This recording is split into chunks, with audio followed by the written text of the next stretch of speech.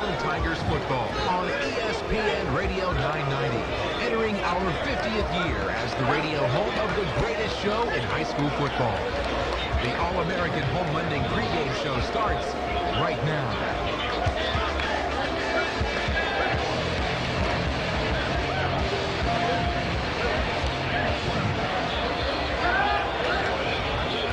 It's a hot August night in Massillon, and that means two things. First of all, the high school football season starts too early, but Tiger Town is ready for a new season.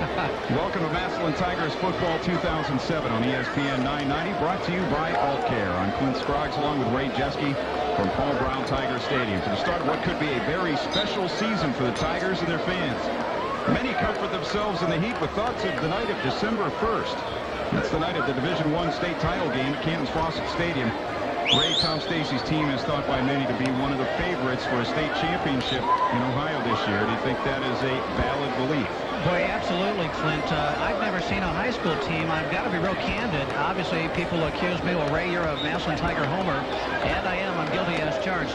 But I've never seen a team, especially at the running back position, so loaded to have three explosive athletes, Clint Scroggs, like DeVoe Torrance, probably the #1 rated running back in the state of Ohio in the senior class, already committed to the Ohio State University. And in the junior class, to have a Justin Turner, possibly the top junior running back in the entire state of Ohio, already offered by Michigan. Oh, and by the way, the kid starting tonight ahead of those two, KJ Herring, is also a D1 prospect. Numerous schools interested in him. So they have three kids of that talent, all five starters in their offensive line, and these are plow horses. Wow, big is an understatement. Yes, there are two quarterbacks, but this offense should be sterling, startling, and just very, very explosive. The defense with the emergence of and the reception of two kids, also DeVoe Torrance and a Matt Rose to play inside linebacker, shoring up what might have been a need area. All of a sudden, you do have the makings of a state title contender. And you've also got a coach who's been around in Tom Stacy now in his third season at Washington High School. And Coach Stacy has put his stamp on this program. He's put his stamp on the offense and on the defense. And we'll see what the Tigers are able to do tonight. We'll take our first time out. When we come back, we'll talk about our two teams tonight, the Massillon Tigers and the Middies of Middletown. After this on ESPN 990. Call us at 330-363-6360 or visit altcare.com. Are you an athlete needing athletic ability assessment, individualized sports-specific training, or a development program to get to the next level? The Affordable High-Intensity Training Centers, or HIT centers, as heard on the Ray Jeske Show, offer world-class athletic assessment tests, including body composition, speed and acceleration, strength and an aerobic power, vertical jump, agility, balance, foot speed, and VO2 performance levels. After assessment, the HIT Center will develop your athleticism with an individual program designed specifically to improve all your components of human performance. Programs will be tailored Senior Living, First National Bank, Home Appliance, the Legend Care Center, Life, Hope Community Church, Meat Packers Outlet, River Tree Christian Church, Second Soul, U.S. Chemical and Plastics, Bill Wentz, Jeff David, Ray Jeske, Jim McInnes, and Jim Pertz. Hey, this is Dave Lapham, radio voice of the Cincinnati Bengals. From the Massillon Tigers to the Cincinnati Bengals, here the orange and black on the Hall of Fame region's only all-sports station, ESPN Radio 990. ESPN 990 Rock. They're building relationships one transmission at a time. Massillon Transmission in downtown Massillon. They're qualified and friendly staff. Back at Paul Brown Tiger Stadium, we are a little more than a half hour away from the start of tonight's opener between the Tigers and the Middletown Middies. And we're warming up down to our right, the Tigers to our left. Very little warming up needed tonight. We have temperatures right around 90 degrees, and humidity is pretty close to that. It's pretty...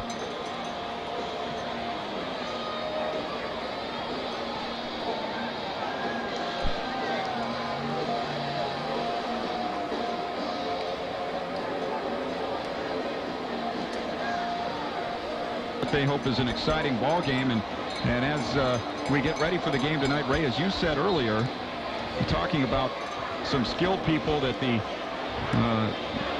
fans around here, at least in these numbers, the fans around here have not seen recently. when you're talking about Turner and Herring and, of course, DeVoe Torrance, you put the three of them together, and you're talking about nearly 2,000 yards rushing numbers from last year. So the question is, as we go into this opener, and the question in the minds of all the Tiger fans and maybe even the Tiger coaches and players, who's going to run this show? Who's going to be the starting quarterback? It's going to be Chris Willoughby, the senior, who will take the snap to start the ball game tonight, but still waiting to see what Tom Stacy will do as far as also getting in there Mike Clark, the transfer from Hoban, and it's going to be interesting just to see how that all plays out. Yeah, absolutely. They both bring something different to the table. Coach has made the analogy, not unlike the University of Florida Gators last year, with Chris Leak being the passer, Tim Tebow being the running quarterback. Mike Clark is a legitimate 4.5 40. He outruns Justin Turner, I'm told, in the sprints. That means you're really fast. 4.5, whatever the exact mathematical timing is. The kid can fly. Chris Willoughby, they both throw it pretty well. Chris may be a little more consistent with the passing game. Being the senior who's been in the system the longest, though, he is the guy that Tom Stacy feels might at this point in the season be the steadiest master of the ship, if you will. So he gets the start. It's probably a deference to rewarding a senior in the one hand, but also Tom is a coach that is obsessive about minimizing quarterback mistakes. He preaches that. That's why 2 years ago, when there was a little uncertainty, who's going to be the start? Is it going to be the great big strapping quarterback, last year's starter at that time, Quentin Pollock? Well, boy, that Wisen kid, he's every bit 6'2", 200, and he's a great athlete. Well, here comes little Bobby Huth, because he was a kid, as just a junior, he looked like the son of those two guys. But he was the guy that seemed to make fewer mistakes in practice, and that's where Tom Stacy's going to always put his money. And so Chris Willoughby gets a start, and you can see a grooming process happening with Mike Clark, the quarterback of next year, and maybe at crunch time in this future, certainly in situations where his speed, whether it's deceptively used as a decoy or whether it's to set up other misdirection, other explosions by the fleet feet of the running backs and wide receivers like Giorgio Jackson, he's got an embarrassment of riches to work with, Coach Stacy does. Well, talking about Chris Willoughby, the senior, played in 4 games last year, mostly mop-up time. He completed his only pass attempt. It went for 30 yards. He was 5 of 6 for 80 yards in the scrimmage against Fremont Ross last week. Threw a touchdown pass to Kevin Massey, and also threw a couple of TD passes in the scrimmage against Perry. The Tigers winning both of their scrimmages. And you also talked about people and where they're going to play. Is Justin Turner going to be in the backfield? Is he going to be a receiver? He'll play defensive back as well. DeVoe Torrance, how much will we see him at the tailback position? How much will we see him in other places? Is it possible already before the first game has started, is it possible to have so many options like that it takes you a while to find out what you do best? You know, that's interesting, because there is this an identity question. On the one hand, you think it would be a nightmare for defenses because you like to study tendencies. What if the coach doesn't even know what his offensive tendencies are, because he has so many different options to use? It's a wealth, but you're right, Clint. There's probably some judiciousness. Coach has taught me in our weekly sessions over the last couple of years that they have an insertion schedule. They keep introducing more of the playbook as the season goes along. Make sure the kids are mastering the basics before we get it too complicated. So maybe in the simplicity of that strategy, it'll be more easy to read and decide upon this at this moment. Maybe Coach himself needs that learning curve to get used to all these weapons. All right, coming up here on ESPN 990, we'll have the Tom Stacy Show, and we'll also have an injury update from Affinity Medical Center. Caring as one. We'll be back at Tiger Stadium after this on ESPN 990. The Home Appliance Company in Massillon. Our thanks to the following companies and individuals: the AmVets, 3D Service, Defensive side, and also we'll be seeing this Rose kid, Matt Rose, who his father, pretty well known in these parts, and he is going to step in and take over a linebacking position, and also in having Jack Rose here, amazing amount of experience in big games, all kinds of experience to bring to the table as far as an assistant coach is concerned. It's really amazing, even as the Tigers have a wealth of riches on the field as players. The coaching staff, I've never seen anything like it, Clint. It's a Mid-American Conference college coaching staff, essentially. Tom, of course, an offense coordinator at Akron. Jack Rose coached at Kent State University. And there are just so many guys with college experience, Steve Kovacs at the College of Worcester. It's just outstanding. And then guys who played, Danny Hackenbreck, back to tutor defensive backs. He with the Michigan State pedigree after his high school days. base. It's a great coaching staff. Jack Rose, though, didn't come, and I gave him a big bear hug the other night. It was like seeing a long-lost brother back here at Paul Brown Tiger Stadium. But he didn't come by himself. A little kid that used to tag along knee-high to a grasshopper is now 6'2" and 246. Matt Rose, just a junior, an impressive athlete, worked out very hard at the hit center up in the green area over the offseason the last 2 years, coming off of some bad chronic shoulder injuries that were really haranguing him, really hassling him. I think they're past it. They think he's past it. He will be an inside backer today, and he is a fine player. And again, not only did DeVoe Torrance find his way to to Massillon Washington High School, but when Glen Oak did not renew Jack Rose, Jack was kind of a free agent. Tom Stacy said, we'd love to have you coaching our staff. Son says, I want to go where my dad goes, and so it is. And you've got real good inside linebackers, Steve Yoder anchoring the defensive line. Defense is not without its athletes. And to me, the favorite kid on the whole side, on that side of the ball, Corey Hildreth, number 38, floats all over the place, free safety, and the playmaking instincts he has. He's not the biggest kid. He's not the fastest kid. He's not a big D1 prospect. He just makes plays all over the football field. And he ran 2 picks back in the scrimmage against Fremont Ross last week for scores. As far as injuries go, Brendan Baker, tight end, not expected to play tonight for the Tigers. And also Keith Dingler, starting offensive tackle, has been injured slightly. So we'll have the starting lineups for you, but we don't expect to see him in the starting lineup here tonight. Coming up next, it's the Tiger Rag Review, brought to you by R&H Music, now online at www.randhmusic.com. We'll come back to Paul Brown Tiger Stadium after this on ESPN 990. And we weren't sure if we were going to have them or not, but they're able to make it in here. Sounds like it, Bill. We certainly hope they have a good trip, and I know it's a long drive for them. We appreciate them coming up and playing us in Paul Brown Stadium. First time in a while we've had the Middletown on our schedule. What do we know about this ball club? Bill, they're a very talented group. They've got a good core of players back from last season. They were 6-4 last year.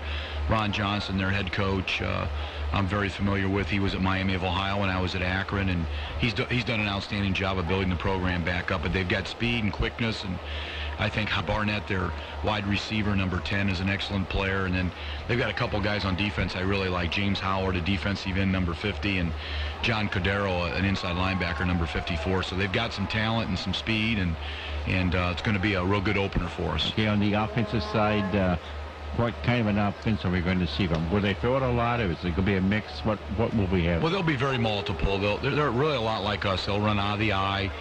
They'll run some shotgun with 2 backs, split, next to the quarterback, and then they'll also be in some spread. So very multiple, very diverse, and they use their speed to their advantage. Okay, and on the defensive side, what will they throw at us? Well, they're a 4-4 defense. They'll mix it up a little bit. They like to blitz. They like to bring their inside linebackers a lot, so they're going to try to put a lot of pressure on you and play a lot of man coverage and challenge you to get the football released from your quarterback. Okay, let's look at the athletes in particular. Who will we take a look at there? What's their strength there with the athletes? Well, I mentioned Bill Barnett, number 10, a wide receiver. I think he's a very good player. I think they've got 2 outstanding tailbacks with good speed. And then again, I like Cordero and Howard on defense. Along with Snively, number 53. They're very athletic and good speed, and guys that we're going to have to account for. Okay, and do we know anything at all about their kicking game itself? They're young. Their kicking game's very young. Zach Farrell, I believe, is their kicker, number 44, and their punter, and he's a sophomore. And so hopefully that we can find a real edge there with, obviously, we've got Steve Schott, one of the better ones in the state of Ohio. All right. Tom, talking about the injuries as far as this ball club is concerned, and our injury update brought to us by Affinity Medical Center, and I'm familiar with them a little bit. What about this Tiger ball club? We got a couple of injuries, I know. Yeah, Keith Dingler is going to be out again with a high ankle sprain, so we're going to miss him both on the offensive and defensive line.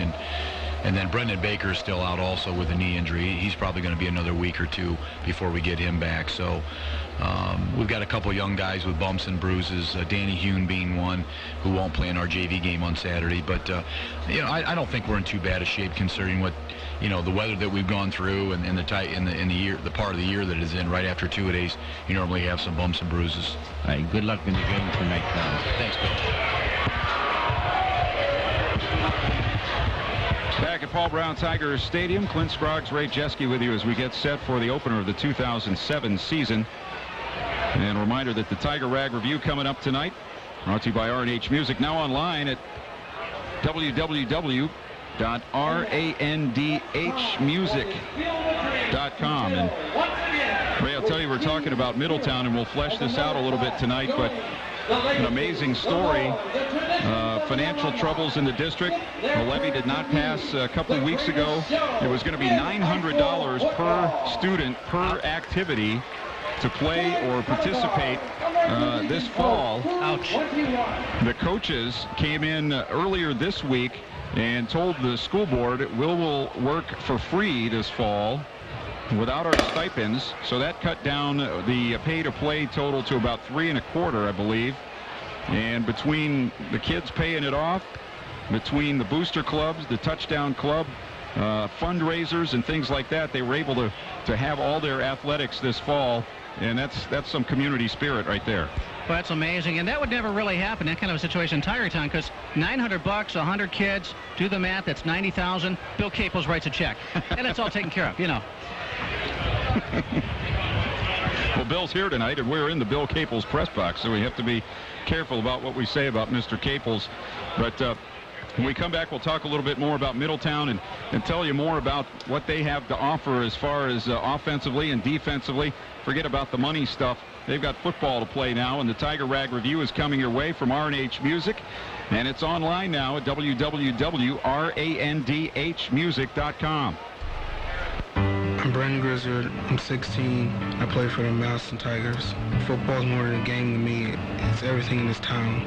For Brandon, football could be his ticket to a college education. I was playing football. I went down and tried to turn. My knee popped. And then they found out it was torn and they scheduled my surgery. At Affinity Medical Center, a highly skilled staff and surgical team repaired Brandon's knee using advanced medical techniques. They went in and took a part of my hamstring and attached it to my ACL.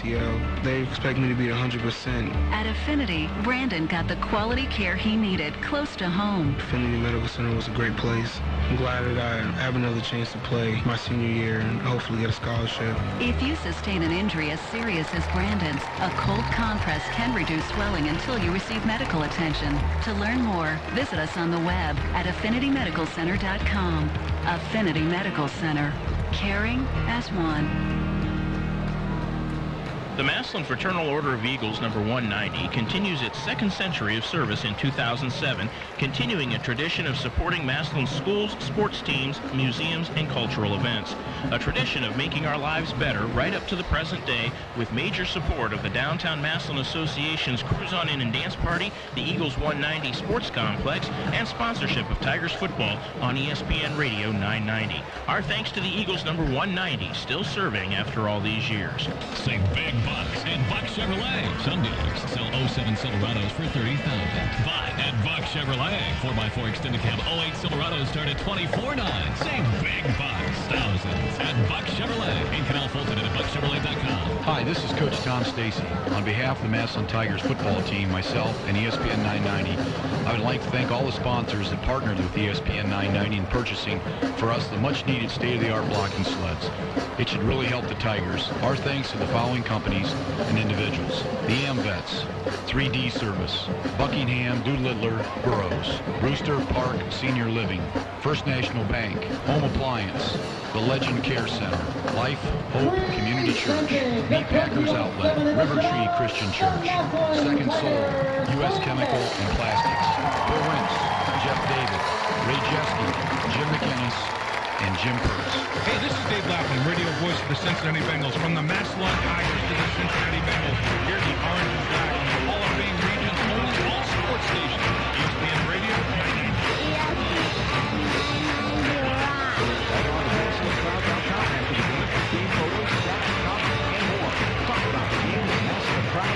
Wake up to a morning show that will bring you right back to sleep. Ray Jeske Show, weekday mornings at 7 on ESPN Radio 990. We talked to Tiger Swing Band Director Jason Neal, brought to us by R&H Music.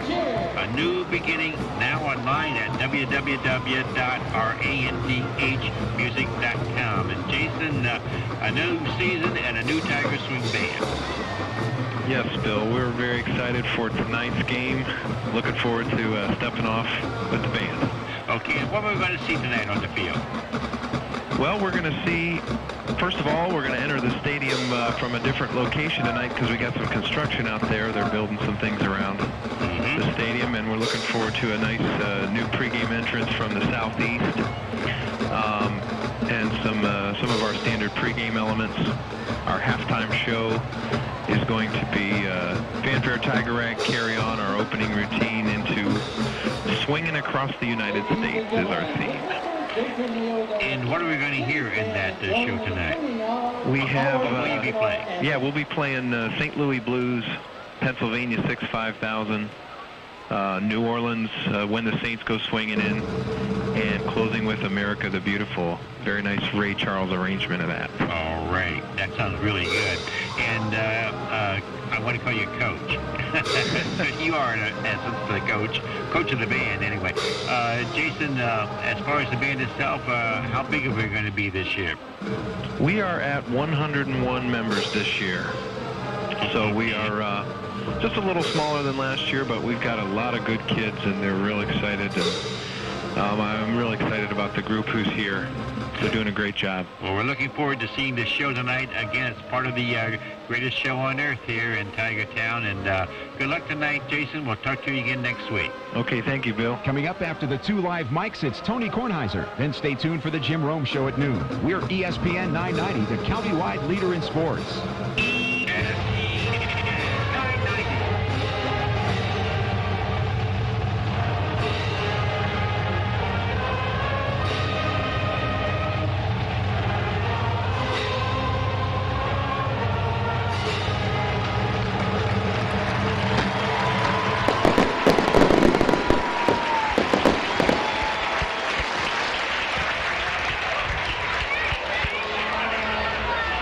Too far away from the start of tonight's game between the Massillon Tigers and the Middletown Middies.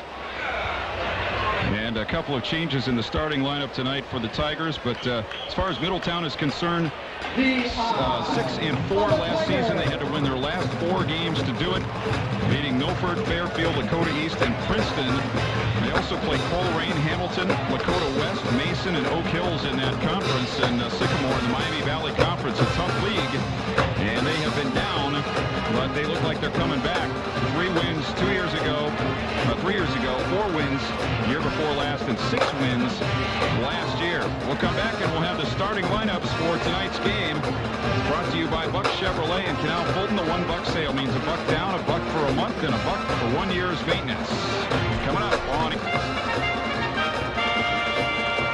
Welcome to the new R&H Music. We are now online at www.randhmusic.com. This means lower prices throughout the store. We now sell all over the world, and with the increase in sales, we have more buying power, which means we buy for less. We can sell for less. We haven't changed our friendly service, so come visit us at 40 Lincoln Way East or online at www.randhmusic.com or call 330-834-3334. A safe place, caring adults, life-enhancing programs, character development, hope, opportunity. That's what the Boys and Girls Club of Massillon is all about. They're all about improving the quality of life for all youth by promoting active participation in our society. Participation through programs and activities designed to establish pride and confidence. Thanks to the Boys and Girls Club of Massillon, young people are able to know the satisfaction of doing something of value for their family, their friends, and their community. From the 8 members on opening day in 1936 to the more than 1,200 members in 2006, the Boys and Girls Club of Massillon continues to make a difference. Haven't joined the club? Membership is only $5 per year. Join the Boys and Girls Club of Massillon, marking 71 years of achievement at 730 Duncan Street Southwest in Massillon. You can expect the best Tiger gear at Howard's Tiger Rags.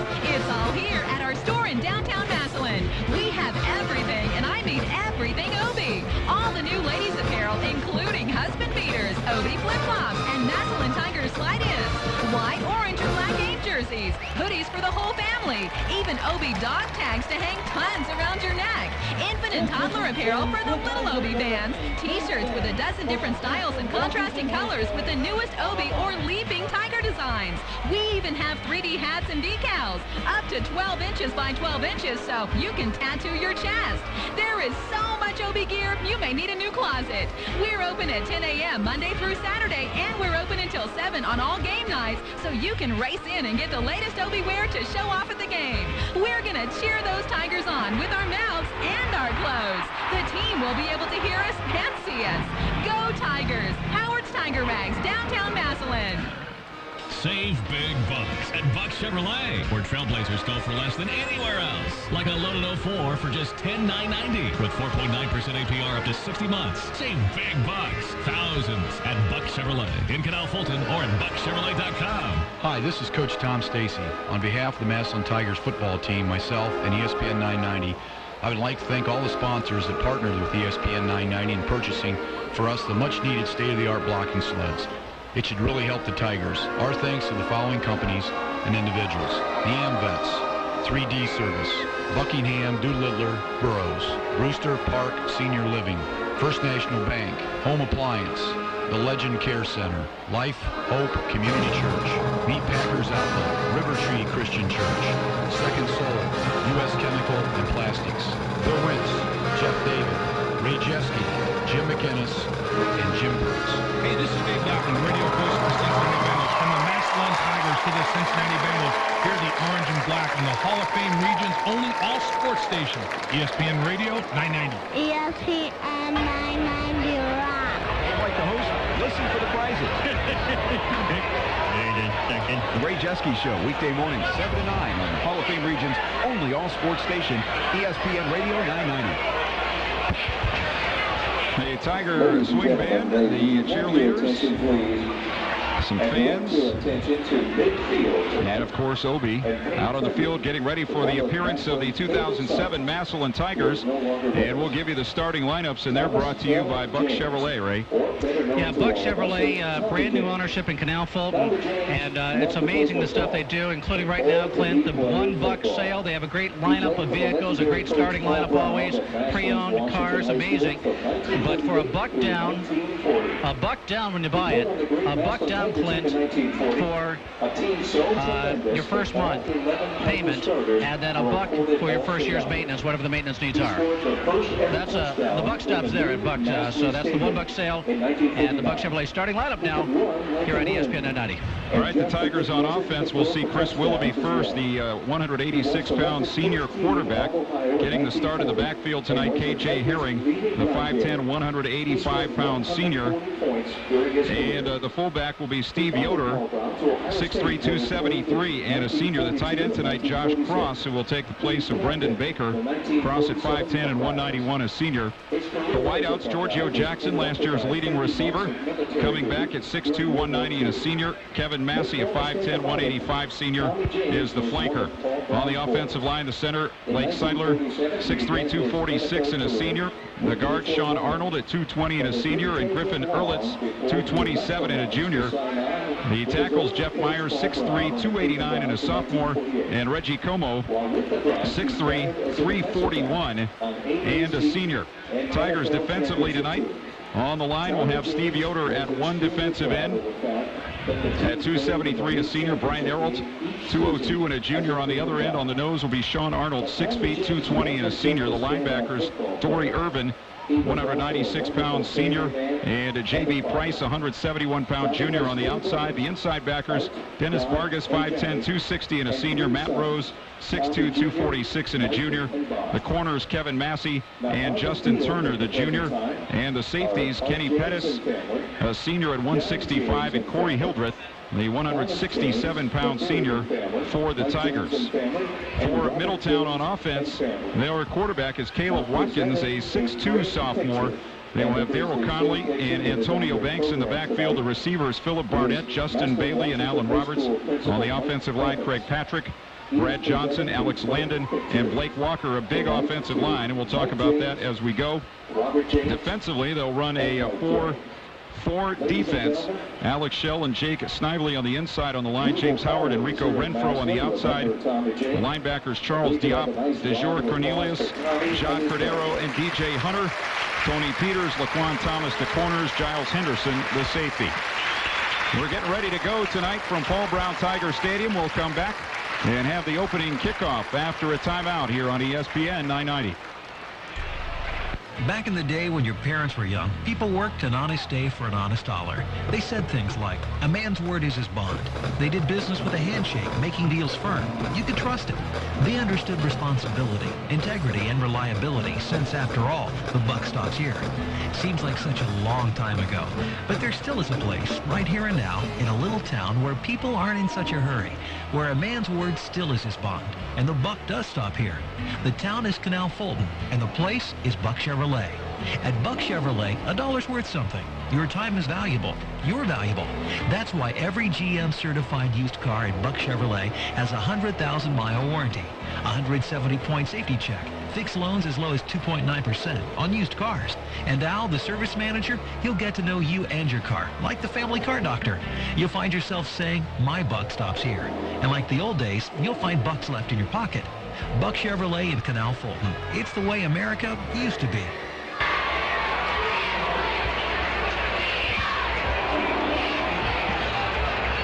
And the Tigers have come from the area down to our left. And they are getting set to enter the field. Ray, do we have another break to take here before the kickoff? I think something didn't quite fire. Let's give it another shot. Save big bucks on certified used cars at Buck Chevrolet in Canal Fulton. Rates for those qualified as low as 2.9%. Carfax reports and 100,000-mile warranties. Save thousands at Buck Chevrolet in Canal Fulton or at buckchevrolet.com. After a busy day with the kids, work, and everything in between, watch what you want on your schedule whenever you're ready with a digital video recorder from Massillon Cable. Record your favorite shows at a great value. With the push of a button, DVR can record one show or an entire season. Record 2 shows at once and pause, fast forward, and rewind whenever you want. Even pause and rewind live TV. Call Massillon Cable today at 330-833-4134 and get DVR for your home. Call for details. Money Matters, brought to you by the Massillon Area Credit Union. Did you know that anyone in Stark County can become a member? All you need is a $5 savings account, and you'll have access to all the benefits of the Massillon Area Credit Union. We offer great rates on new and used car loans, mortgages, home equity loans, credit cards, IRAs, money market accounts, and CDs. We also have free checking with free online banking and bill pay. So accessing your account is easy and convenient. We offer all of the products and services that you would expect from a financial institution. Our friendly staff will make sure your experience is a good one at the Massillon Area Credit Union. If you're not familiar with credit unions, stop in and see what we're all about. And if you live or work in Stark County, you can join the Massillon Area Credit Union even if you're already a member of another credit union. Visit us at either of our 2 locations in downtown Massillon on Federal Avenue Northwest or in Jackson Township in the Whale Square Shopping Center or online at MassillonAreaCU.org to find out the latest promotions and current rates. Remember, the Massillon Area Credit Union, where money matters. Hello, football fans. This is Roger Schuler for River Tree Church, a church anyone can come to, with your prayer for today's opening game of the 2007 Massillon Tigers season. How exciting. So would you bow your hearts with me? Heavenly Father, we are so thrilled to be starting this season with all of its hope and promise. Thanks for the abundant life you promise when we abide in you. We ask that you would bless the team, cheerleaders, and swing band, and everyone else associated with the Tigers. We ask that you would make your presence felt and known throughout the community in this school year. And we ask for a particular blessing on the young men and families who are special guests from Middletown. Thanks for giving grace to their coaches to provide such an example of selflessness that their season can go on. Please keep everyone safe tonight, Lord, and be glorified as you do. In Christ's name, amen. And now from all of us at River Tree Church with Sunday services at Washington High School at 10 a.m., enjoy the game. Hi, this is Ray Jaski. Join me each morning, Monday through Friday, 7 to 9 for the Ray Jaski Show. You're listening to AM 990 WTIG, Massillon and Canton, the countywide leader in sports. Ray Jaski here. Tune in every day for a chance to win big prizes on the Ray Jaski Show. ESPN 990. The teams have exited their locker rooms and are out on the field. We'll tell you what they're wearing tonight, and we'll tell it to you. Brought to you by Howard's Tiger Rags in downtown Massillon, where the real Tiger fans come to get their stripes. That's since 1978. The Tigers in all orange tonight. Orange jerseys, orange pants with the black trim, white numbers and letters, the black helmets with the Tiger on each side and an orange stripe across the top. Middletown in the white jerseys, purple pants, purple numbers and letters, purple helmets with the block M in white on the side. Our coin toss tonight brought to you by the Massillon Area Credit Union. Money matters from the Massillon Area Credit Union. And our coin toss goes to give the football to the Tigers to start things off. And Middletown will kick off from the 40-yard line. The Tigers will head left to right toward the scoreboard end at Paul Brown Tiger Stadium.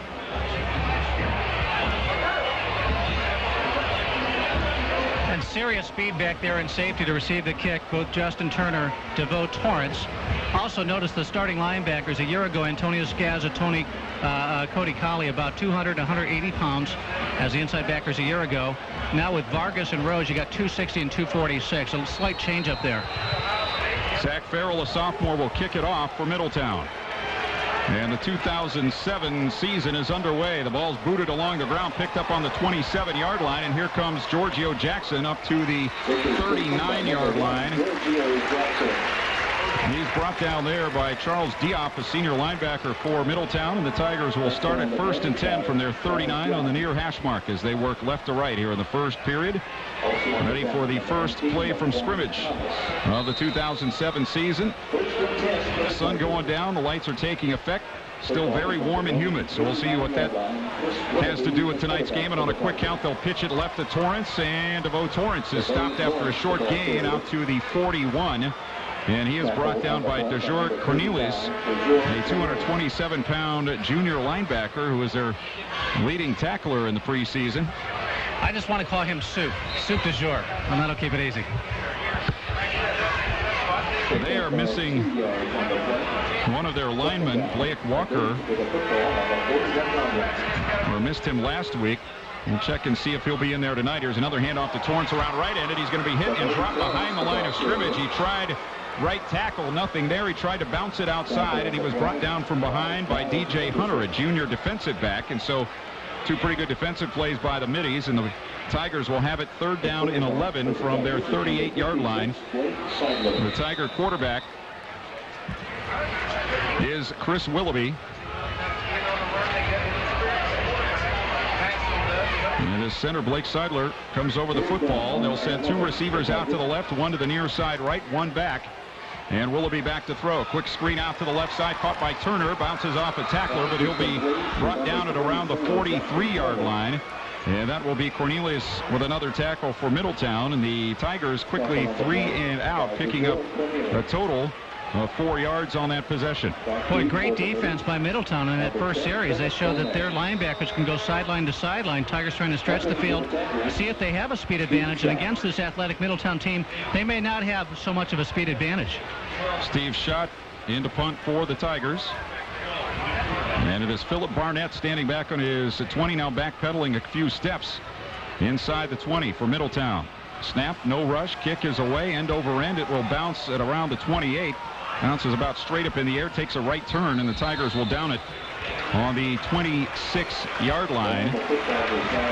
So that is a 31-yard punt with no return, and Middletown will take over 1st and 10 on their 26. 9:59 remaining in the first quarter from Paul Brown Tiger Stadium. And a quick reminder, folks, don't forget, a magic word will be given out later in the broadcast at some point during the game, and someone of you is going to win a mini refrigerator from a Home Appliance and a gift certificate to Panera Bread, as well as our Blazing, our Sweet Barbecue, our Buffalo Wild Wing, that's what it's called, flavor of the game.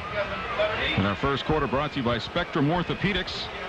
As Middletown comes out in an I formation on 1st and 10, Caleb Watkins, the sophomore quarterback, is going to throw on 1st down. He's going to throw it deep down the middle. He's got a man. He's got it on the 35. He's inside the 20 to the 15 to the 10 to the 5 and down at the 2-yard line.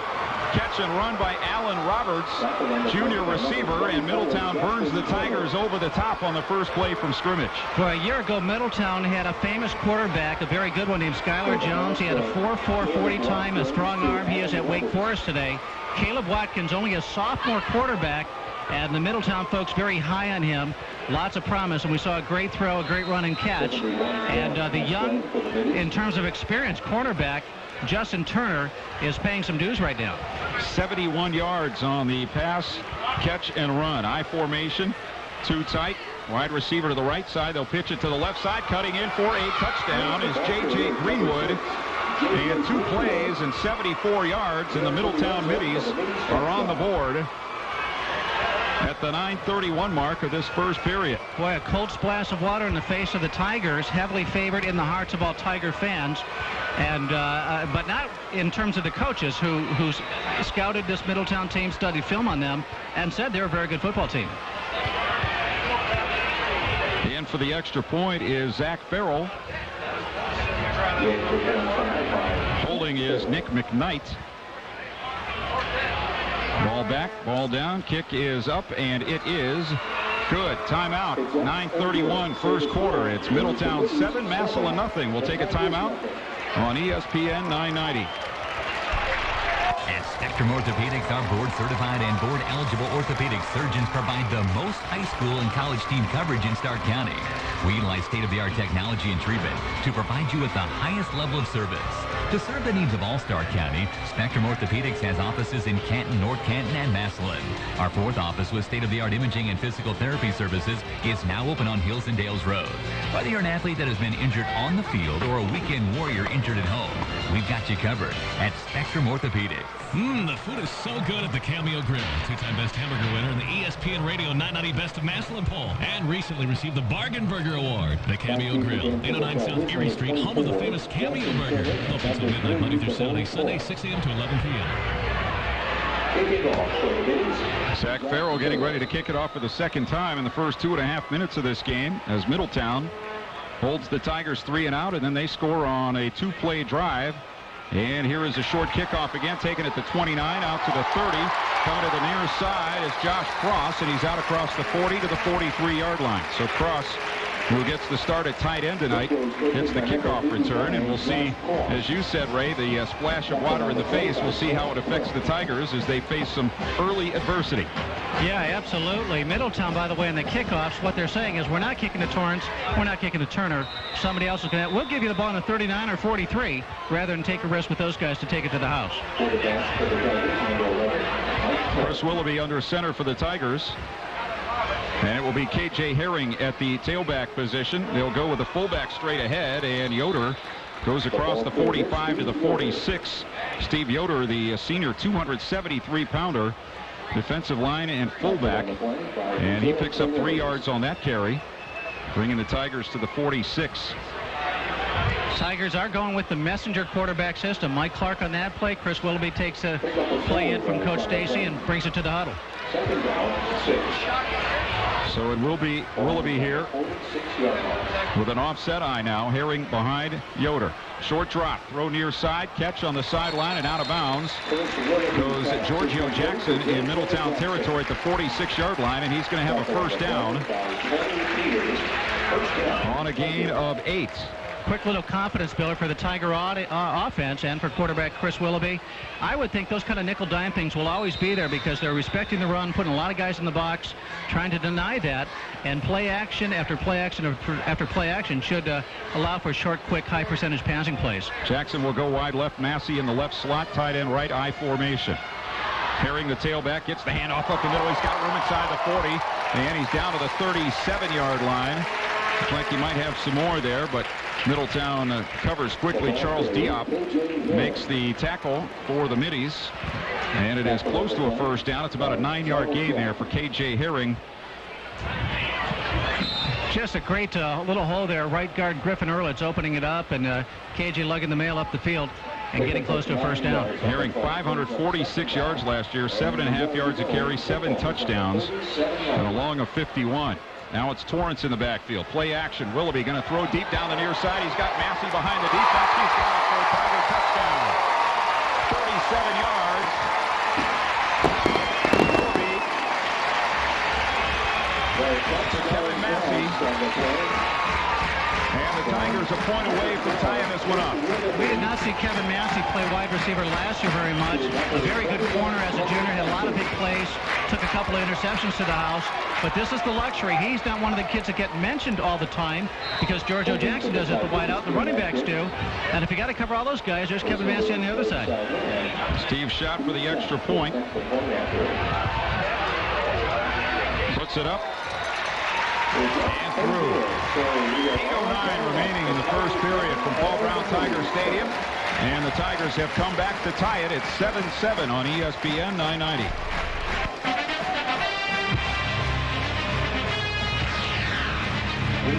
This season, as the Tigers, Buckeyes, and Browns take the field, make the Alibi your #1 spot to watch the games. Located in downtown Massillon, the Alibi has the best seat in the house. With 2 giant screens that'll make you feel like you're part of the action. Enjoy tasty sandwiches and quench your thirst from the opening kickoff to the final gun. Stop by the Alibi on North Erie and downtown Massillon. The Alibi. I love this place. The Tigers to 30% on service? You'll be turning over less money to Ziegler Tire. Take the road back from Old Man Winter by visiting Ziegler Tire at 1004 Lincoln Way East in Massillon and at the other 6 stores throughout Stark County. Tigers kicking off for the first time this evening. It will be Steve Schott to do the duty. J.J. Greenwood and D.J. Hunter back to receive. We've got an awful lot of guys who go by their initials on the field here this evening. Here is Schott to kick it from the 40. It is a high kick.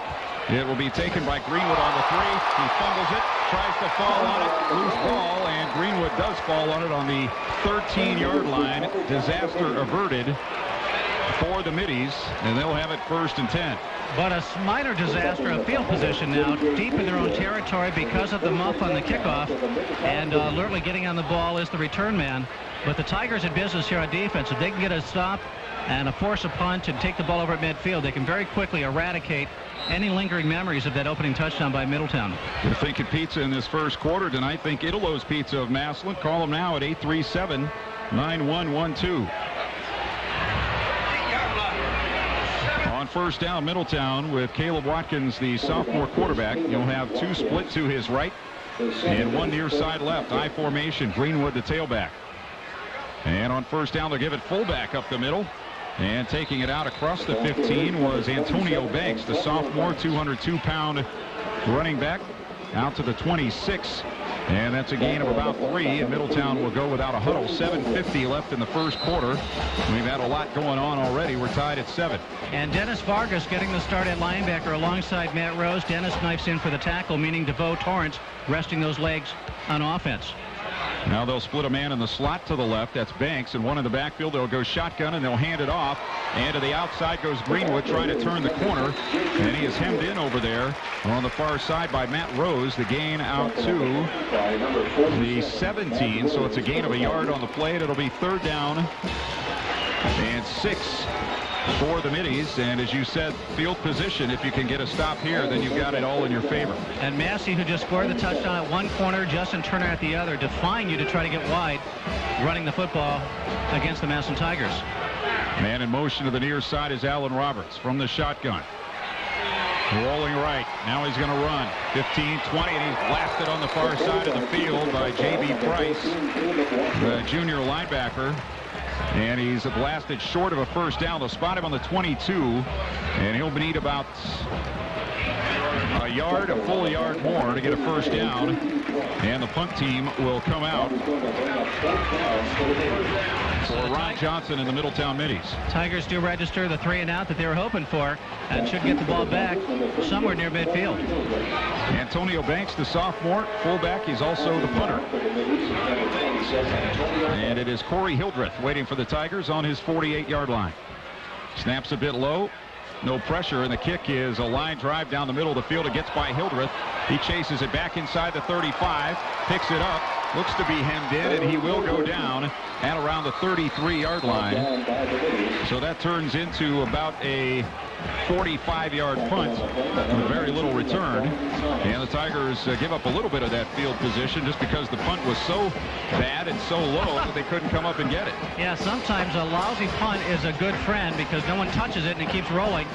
Corey just back there again because he's a quarterback on defense. He's a decisions guy. He's a safe, secure hands guy. And he made the right call, picked up the ball, just ran to a safe place on the field and took his medicine. Mike Clark will start this offensive possession at the quarterback position for the Tigers. DeVoe Torrance will be in the backfield along with Sean Clark. He's in an offset eye. They'll split two near side to the right. Clark with a tight end left. He's back. He'll hand it off to Torrance up the middle. Not much room. He's able to push his way ahead across the 35. So a gain of a couple for DeVoe Torrance. Listed at 6'1" and 215. Not sprinter speed, but plenty good enough. Yeah.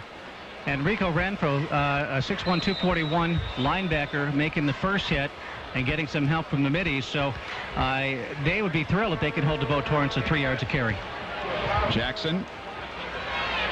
And Turner, the touchdown scorer, split out to the left. And here is Willoughby throwing far side. Caught by Jackson. Slips a tackle across the 50. Flag down as he moves into Middletown territory at the 46. I think they're going to get a face mask call here on one of the Middletown defensive backs trying to make that initial stop on Giorgio Jackson. Yellow hankies all over the far side of the field. You got to keep those separated in the wash from some of the other colors because they'll get mixed. You don't want to do that. Face mask is the call against the middies. The play went to the 46 of Middletown. And that's just sheer athleticism. A little out.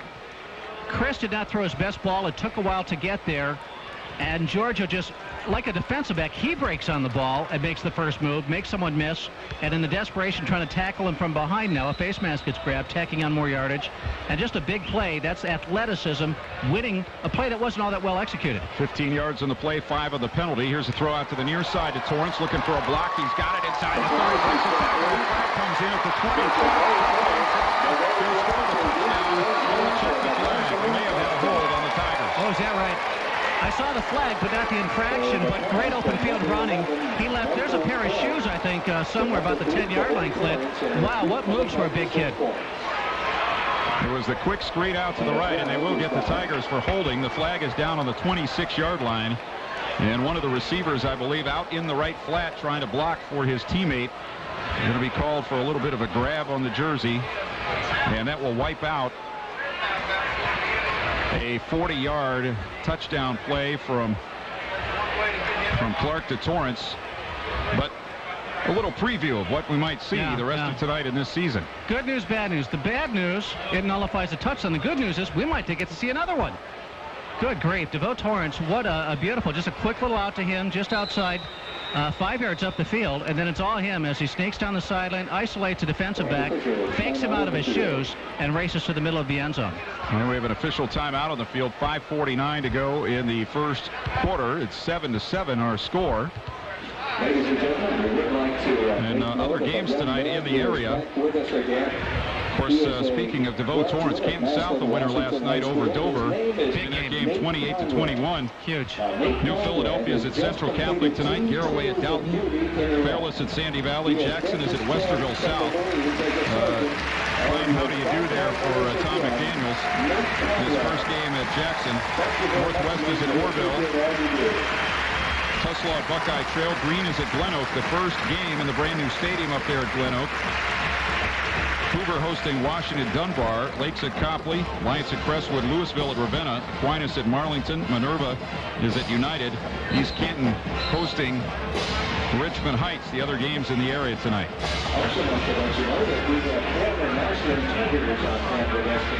Well, the Tigers, after the penalty, will have it first down and 5. They got 10 yards. Actually, the penalty happened 5 yards downfield, so it'll be first and 5 from the 35. 5:49 left in the first. Here is a give up the middle to the fullback. And reaching the 31-yard line, the Tiger ball carrier. That was Willoughby on the handoff. See, he was carrying the ball there for the Tigers. That was Steve Yoder who got the carry. And he sets up a 2nd down and 1 on the Middletown 31. The Middies scoring early on a 3-yard run after a 61-yard pass on the first play from scrimmage. Then the Tigers coming back with a touchdown of their own. And the man who scored it, Justin Turner, split to the near side. 2 out to the left. Clark back, pressured immediately, running for his life, sprints out to the left, and he's hit, and he lost the football on the 34. And we'll see who's got it. Clark really got pounded, and it is a turnover as the Middies will recover it on the 34-yard line. So the pressure up the middle, forcing Clark to run for it around the end. He took a pop and lost the football. And the first turnover of the game goes against the Tigers. Looked like just one of those plays where a guy is able to punch the ball out as he's making contact. Clark needs to maybe tuck that ball away a little more as he was juking, trying to find some a little bit of light out there. It was John Cordero who knocked the ball loose. Cordero scored a touchdown on a 54-yard fumble return in Middletown's first scrimmage. That came against Lebanon a couple of weeks ago. So 1st and 10 with quarterback Caleb Watkins for Middletown, giving it up the middle and not much room, and actually a loss on the play for J.J. Greenwood as he'll be wrapped up in the backfield. I believe that was Brian Errolt in on the tackle. One of those there for the Tigers. A little bit surprised so far. I know it's only been a few plays that they've run on offense, but after the success of the bomb that opened up the game for Middletown, their first possession, I'm surprised they're sticking to the ground so much. J.B. Price in on the tackle as well for the Tigers. Here from the shotgun, looking near side, and pressure, and Errol's got him around the shirt, and he finally is able to wrestle him to the turf at the 25-yard line. Watkins didn't want to go down, but Brian Errolt, the 202-pound junior, had a hold of the shirt and twisted him down to the turf all the way back on the 25-yard line. So that will bring up a 3rd down now and 19 for Middletown as we move under 4 minutes to go in the first period. Wanted to throw the quick screen out to the left. It was covered, and Watkins had nowhere to go with it. From the gun now, 3 receivers. Watkins back, 3-man rush. Steps up, lofts it far side. Man is open. The pass is caught at the 42, but it will be short of the first down. Pass is caught by Alan Roberts. Coverage on the play by Kevin Massey. He'll spot it on the 41, and that'll be 3 yards short of a Middletown first down. But they do pick up some yardage there and get out near midfield. Roberts, a great play receiving the like in the basketball where you use your body to shield going for a rebound. Kept it between the defensive back, Kevin Massey, and the football to make a catch on a ball that was slow in getting there. Corey Hildreth back to receive the kick, standing on his 30. Antonio Banks standing on his 30, awaiting the snap. Low snap. Runs up, and he's going to take off and run with the ball. There's a flag down. Banks gets a first down to the 47, but the flags came in immediately, and I have a feeling there might have been a problem with the formation there for Middletown. Boy, from their standpoint, it's a shame because what a gutsy call, and the punter clearly made the first down. And it is an illegal procedure call against Middletown. So instead of picking up the first down on the 4th down gamble in their own territory, the Middies will be backed up to around their 37-yard line and have it 4th down and about 7. And I'm not sure if that is Ron Johnson, the Middletown coach, out on the field. He's a brave man. He's got a vest on this evening over his white polo shirt. And he's having a word with the referee. Well, the Tigers really catch a break on that one because it was just a shooting oneself in the foot type of thing. You make mistakes, it causes problems for you. So Tigers glad to be the recipients of that little charity. And now there is no faking of a punt at 4th and 8. 3:43 remaining in the first period from Paul Brown Tiger Stadium. Tigers and Middies tied at 7. Banks standing now on his 25, awaiting the snap. Again, it's low, takes it on the bounce, gets the kick away, and it is an end-over-end kick, and it's over the head of Hildreth, bouncing inside the 25, inside the 20. Hildreth picks it up on the 10, breaks a tackle, and he's out to the 21-yard line. Well, Corey Hildreth did a great job to give 10 yards of field position to his team because he could have been nailed way back at the 10-yard line.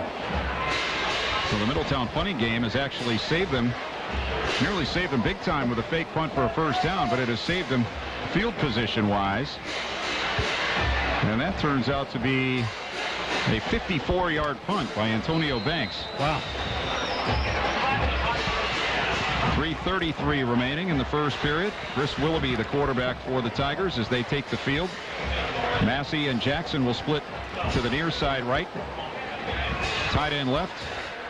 Herring the setback, and he'll get the quick toss to the near side, and he's got some room. K.J. Herring now cuts back to the inside, bounces off 2 or 3 tacklers, still on his feet, and out across the 35 to the 37. You said it earlier, Ray, you really have to wrap up with all of these skilled players for the Tigers. Yeah, they're going to break tackles. They're all a heavy payload as well. Torrance 215, and then about 185, 190 pounds go K.J. Herring and Justin Turner, and it keeps those legs driving. Well coached. That's a well-coached kid. Keep those feet pumping. Keep them pumping. Tacklers relax. K.J. runs out of the tackle.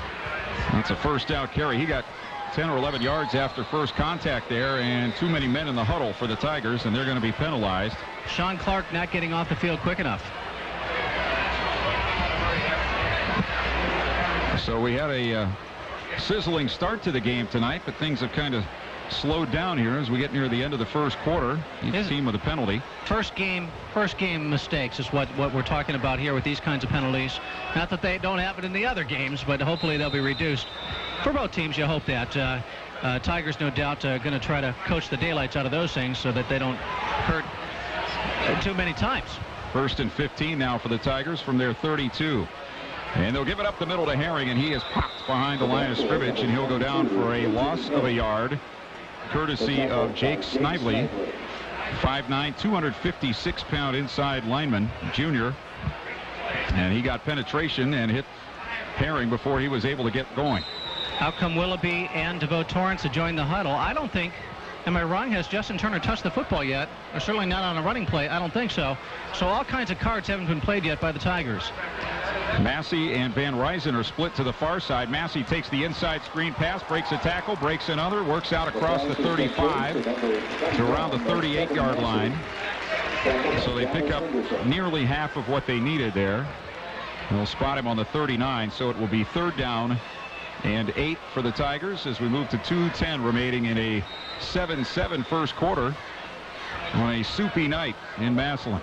Boy, you just wonder if the weather, the heat, is going to wear down as the Tigers freely substitute 2-3 players back and forth, always fresh legs. And this time Justin Turner does take the field with KJ, so we'll see. DeVoe's also on the field. All kinds of speed on the field at the same time. Mike Clark is the quarterback. 1 back, tight end right, 2 receivers right, 1 to the left. Clark back, short drop, looks left, nothing there. Now he wants to run, and he flips the ball over the middle, and it's caught by Torrance at the 49, and he's across midfield and into Middletown territory at the 48-yard line. Clark, for all the world, looked like he was going to go down there, and at the last moment found the senior over the middle for the first down. And DeVoe Torrance, Mike Clark needs to buy him a Coke during the week because he kept working back toward the quarterback who was under duress, able to see him, get him into his line of sight, and flick the ball upfield. A great catch in heavy traffic also by DeVoe. He flipped it right over the head of one of the linebackers who I think had to be surprised that Clark actually did throw the ball there. And now we have a timeout. I don't know if it's an injury or equipment situation. Now we're ready to go. 1st and 10 Tigers on the Middletown 48. 1 receiver each way. Offset eye in the backfield. Willoughby going to go deep. Down the left side. Got a man down there, and it is incomplete. Broken up on the 20-yard line. Pass on the far side intended for Giorgio Jackson. And Giorgio would like to have that one back. It's one of those things. The guy looks like he's going to break it up. Then his hand moves away. The ball slips past his hand right into your gut. And Giorgio, 9 times out of 10, makes that catch at the 20-yard line. It just obstructed his line of sight to the ball, I think, just for a fraction of a second, and that was the difference. Play taking place down inside the 20-yard line. Now it'll be 2nd and 10 on the 48. 2 receivers left side this time, and here's a give in the backfield and a big hit put on by 54 John Cordero, who caused the fumble earlier, and he got K.J. Herring horizontal in a hurry, and it'll be now 3rd down and 10. Ball just outside the 48. So out come a couple of guys. Back in go DeVoe and Justin Turner. Back in now goes Chris Willoughby to spell Mike Clark.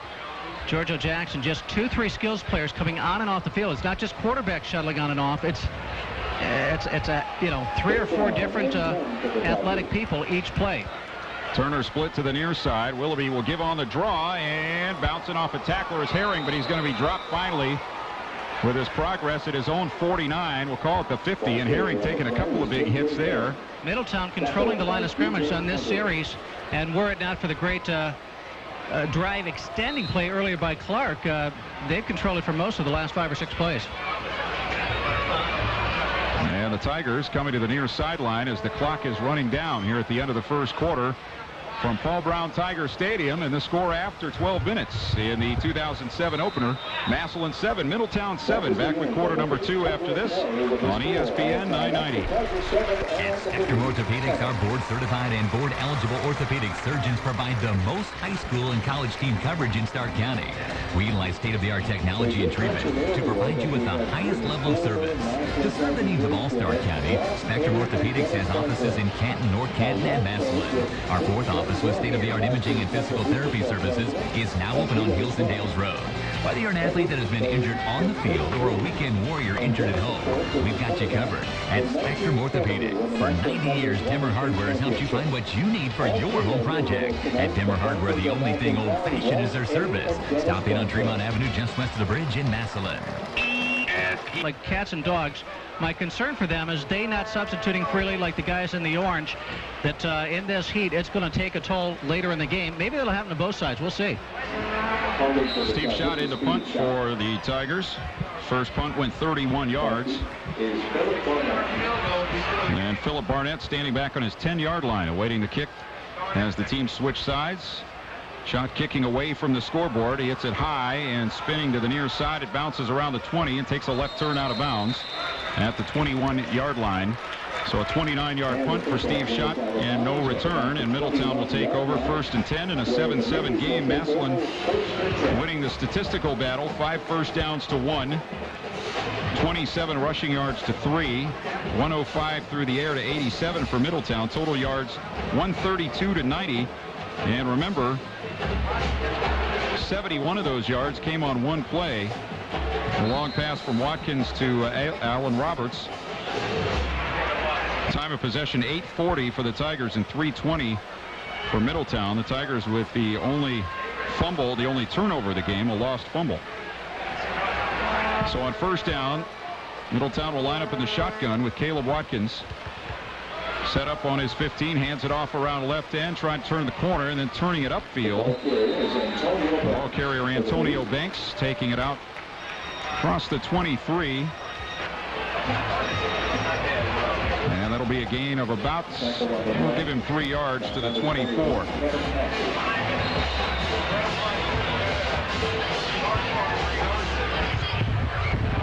Second down. And another handoff, and this time a loss of yardage back to the 22-yard line. They gave it to J.J. Greenwood, the sophomore, who had 3 carries for 3 yards in the first quarter. Although one of those was one of the carries was for 3 yards and a touchdown. That's a loss of 2. So it'll now be 3rd down and 9 for Middletown. They'll split 3 receivers to the near side. Shotgun, 1 in the backfield. Watkins back with time, throws a screen left, has a man out there across the 25, across the 30, and that's Banks out to the 35-yard line as he works his way through a couple of tacklers and is finally brought down on the play by Dennis Vargas. And also by Justin Turner. And a first down for Middletown, and that is their 2nd of the ball game. And it gets them out a little bit in better field position to the 36-yard line. 1st and 10, the football is number 36. On first down, they'll pitch it right, and a slow developing play, but a big hole on the near side. Here comes Greenwood, and he's across the 50, and he's tripped up by Hildreth down on the 47-yard line. That is 17 yards for Greenwood. Looked like not all the players were sure that The play started on the right count, and it looked like some of the Tigers thought maybe the play had been whistled down, but Middletown went through with it and picked up big yardage, and they're across the 50 for the second time this evening. Banks in motion to the near side, still in the shotgun. Watkins takes the snap. Three-man rush, quick throw out to the left. It's caught. 50, 45, 40. Inside the 35 goes Alan Roberts. And he'll be dropped on the 33, and that is another Middletown first down. 14 yards on the catch by Roberts. Yeah, and a missed tackle by one of the players in the secondary for the Tigers, and he pounded the turf just in frustration. Good little shake and bake move in the open field for a midi. So we're at 10 minutes to go in the first half. We're tied at 7. And Middletown with a 1st and 10 on the Tigers 33, and we have an official timeout. Not sure for what. Oh, we have a Tiger timeout. This Tiger timeout brought to you by Martine Tours. Take a timeout on a Martine Tour. The only thing missing is you. So the Tigers and Tom Stacy trying to slow things down here and have his team catch their breath on defense as Middletown is starting deep in their own territory. Yeah. A series of big plays have moved it well into Massillon territory at the 33-yard line. And doing it with a nice mix of run and pass. You know, I think that's probably why that first long pass that Middletown threw, they hit it, and that's the good fortune of the play. If you don't, it still gives the defense something to think about. It stretches them a little bit, and then you go back to your ground game. And so the Tigers have to respect the deep threat, and that's giving just a little bit of opening for those very athletic Middletown players. Certainly the defensive coaches of the Tigers not thrilled with this series, and they're going to try to tighten things up as I see Corey Hildreth walking off the field. I don't want to say limping, but it looks like he's been in a battle already. And I just think the hot, humid conditions, and this is their first real game, man, these kids, they're really going after it. Here comes Barnett splitting to the near side. Tony Peters out to the left. Slot right. And again, Watkins in the shotgun. He'll hand it off up the middle, and Banks is tackled after a 3-yard gain, and the flag came in from the umpire just about the time that Banks took the handoff, so we'll have to see what that's about.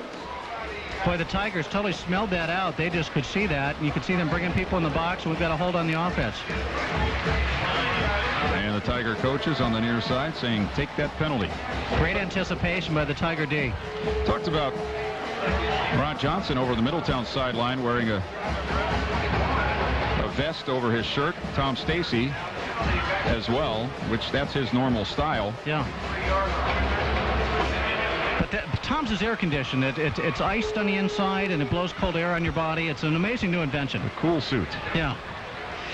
So that penalty against Middletown will back him up to the 43, where it will be first down and 20 with 9:45 remaining in the first half. Clock running.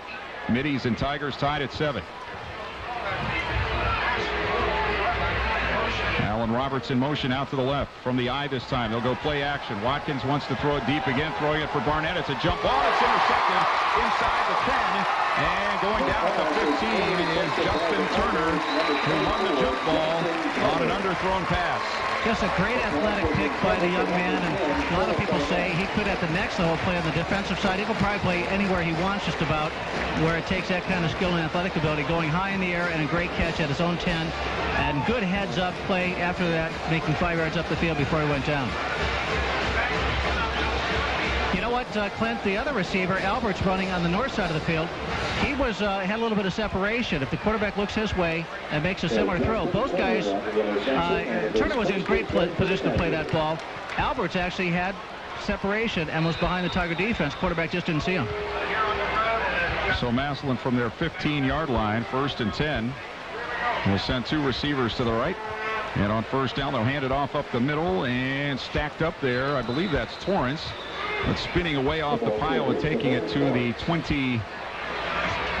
Let's see where they put him down, at the 22-yard line, so a gain of 2 on the play.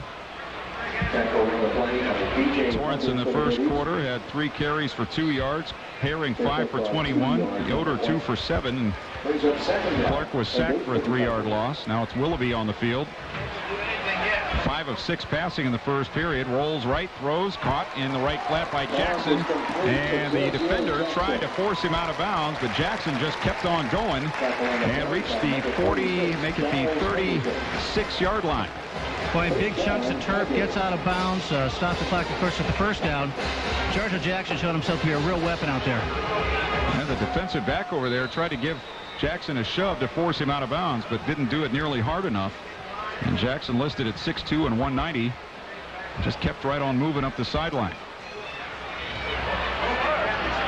Torrance is the tailback. 2 receivers left, tight end right, offset eye. It'll be Torrance on the draw. And lots of traffic in the backfield, and Torrance is going to be thrown down inside the 35, back around the 34, so that'll be a loss on the play of a couple. 8.5 minutes to go in the first half. Tigers and Middies tied at 7. Middletown scoring in their first possession, Massillon on their second, and not much since then. Comes Bo Grunder out of the ball game, sophomore receiver. And they get Jackson and Turner and Torrance all now to the left side, one in the backfield. That is Herring. Quick roll, quick throw near side by Willoughby. That ball straight up in the air, and it is incomplete, and a flag comes in on the 40-yard line. The defensive back, you hear it all the time. He had perfect coverage, but he never turned around to find the ball, and he defended the play facing into the face of the receiver. You'll almost always get that call against you. Laquan Thomas, if he looks up and locates the football, he's got an excuse, and it's an incomplete pass. He doesn't, and that's a first down. He never turned around. And that is a huge penalty. That'll take it out to the 49, where it will be 1st and 10 for the Tigers on their own side of the 50, with 8:07 left in the first half. That's just a touch, timing, and jump ball play where you have confidence in the athleticism of your receiver and on the quarterback's ability to make sure it's on the outside shoulder. Still could have been played away and knocked down by the Middletown DB. Just not making the right play does Laquan Thomas, as he's got to make eye contact, got to locate the football. 8 seconds on the play clock as the Tigers come to the line of scrimmage. Now 5, 4, 3, and we get a timeout. Timeout for the Tigers. 8:07 to go in the first half. This timeout brought to you by Martine Tours. Take a timeout on a Martine Tour. The only thing missing is you. 7-7 our score. Take a timeout at ESPN 990. Massillon Tigers, Middletown Middies battling it out in the heat at Paul Brown Tiger Stadium on the brand new field turf surface. Beautiful carpet with the block M in orange, outlined in white and black right at the 50-yard line. And on 1st and 10, it'll be a run up the middle to Torrance. Bounces to the outside, dragging tacklers, and he has nearly 10 yards as Torrance goes over the right side, finally brought down by DeJour Cornelius. They'll give him 9 on the play to the 42 of Middletown. And we're going to have a lot of fun watching DeVoe Torrance play this year. Wow. You know what, I don't know if we've seen a bunch of people coming in and out for the Tigers.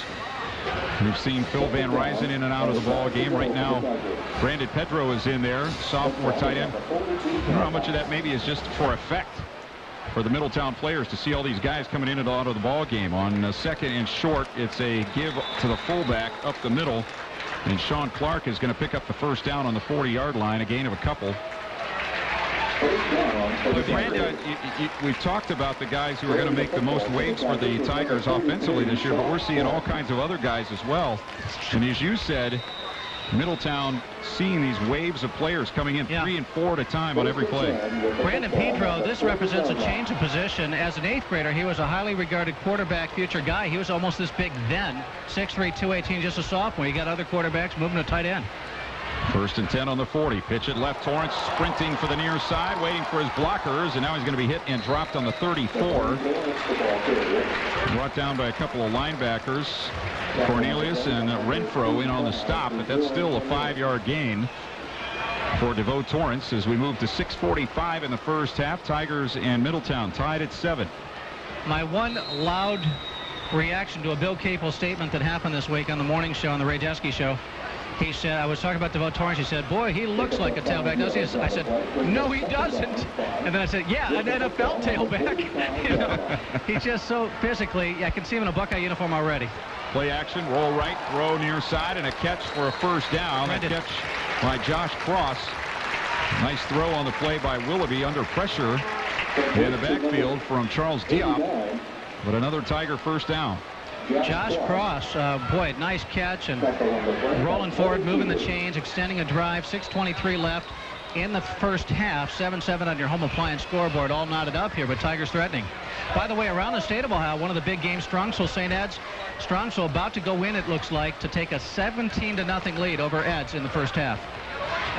26-yard line of Middletown. Massillon first and 10. Herring up the middle, and he stretches forward, trying to pull his way out of a tackle, and he's brought down on the 25-yard line. Again, that is DeJour Cornelius with the stop for the Middies. Just handed, I'm sorry, Clint. They'll get a couple of new players in there on the defensive side, will Middletown. Just handed a note by a member of the ESPN film crew. That's ESPN, the real ESPN. And they are shooting a documentary about Paul Brown and his impact on race relations. We'll talk about that in a moment. Here's a pitch right on the sweep. Herring going for the corner, and he's tripped up from behind. He lost the ball, but as he hit the ground at the 21, so a gain of 4. Boy, the old rule that some people hate, that the ground can't cause a fumble. My brother hates that rule, and KJ Herring loves it right about now. Bring up the 3rd down and 5 for the Tigers. Looked like Herring had some room and blockers out there, but a nice tackle from behind by DJ Hunter. ESPN, I think ESPN Films in town today, doing a documentary on Paul Brown, and they interviewed Bill Willis today. That he was the first African-American player hired by Paul Brown to play professional football for him, and his impact in the game, and they came, and we'll talk more about that later, but just handed a note from them today. 3rd and 5, running near side, Torrance. First down, near side, 15, 10, 5, cuts back in, stretches in. Is he in? No, he's not quite in. He's going to be marked out just outside the 1-yard line. DeVoe Torrance trying to force his way inside that pylon, is going to be stopped just short, but the Tigers will have it 1st and goal, trying to break the 7-7 tie. You know, you always, I always say these statements and I always hear these questions. We're watching the replay right now on DeVoe's run. People say, who does somebody look like as a running back? That cut back there, that thing, the big physical body, that's Maurice Claret. He looked a lot like that. Fumble on the snap, and it's recovered by Willoughby back outside the 5 at around the 7-yard line. The ball just squirted right through his hands. Not knowing who else it compared DeVoe Torrance to, though, he reminds me a little bit and I haven't seen him a lot of carries. I saw him a little bit last year in the Canton-South Dover game, but he reminds me of Maurice Claret in running style. Clock running, 4:20 to go as the Tigers nearly had a disaster down close. As it is, they lose 6 yards back to the 7. They'll go with a power I. Torrance, the deep man. They'll give it to him off right guard and tackle, but he's hitting the backfield, and he's going to go down eventually after 2 or 3 middies come in to wrap him up, and they'll spot him back on the 9, and that will bring up a 3rd down and goal as we move under 4 minutes to go in the first half. I think something wide this time. Get something sprinting out for the corners as Chris Willoughby, the lesser fast of the 2 quarterbacks, comes in. Turner comes in for Massey. Late getting people on the field. Still plenty of time on the play clock, however. From the 9, 3rd and goal. 2 to the left, 1 to the right. They'll throw the fade out to the right side, and it is broken up on the far sideline. Pass intended for Justin Turner, and the defensive back over there was injured on the play. He's having trouble getting back to his feet. Didn't see who that was. It may have been Laquan Thomas, the player who was called for the interference penalty earlier. He is a senior. And Thomas being tended to beyond the end zone across the way. End zone to our left. As he defended that pass play. I can't tell what part of him is in pain, but he's in a lot of pain, writhing on the field. A real nice, delicate touch over him to the back corner of the end zone as they just wanted to get a fade pattern going and use the superior height and athleticism of Justin Turner, at least of height, if not athleticism.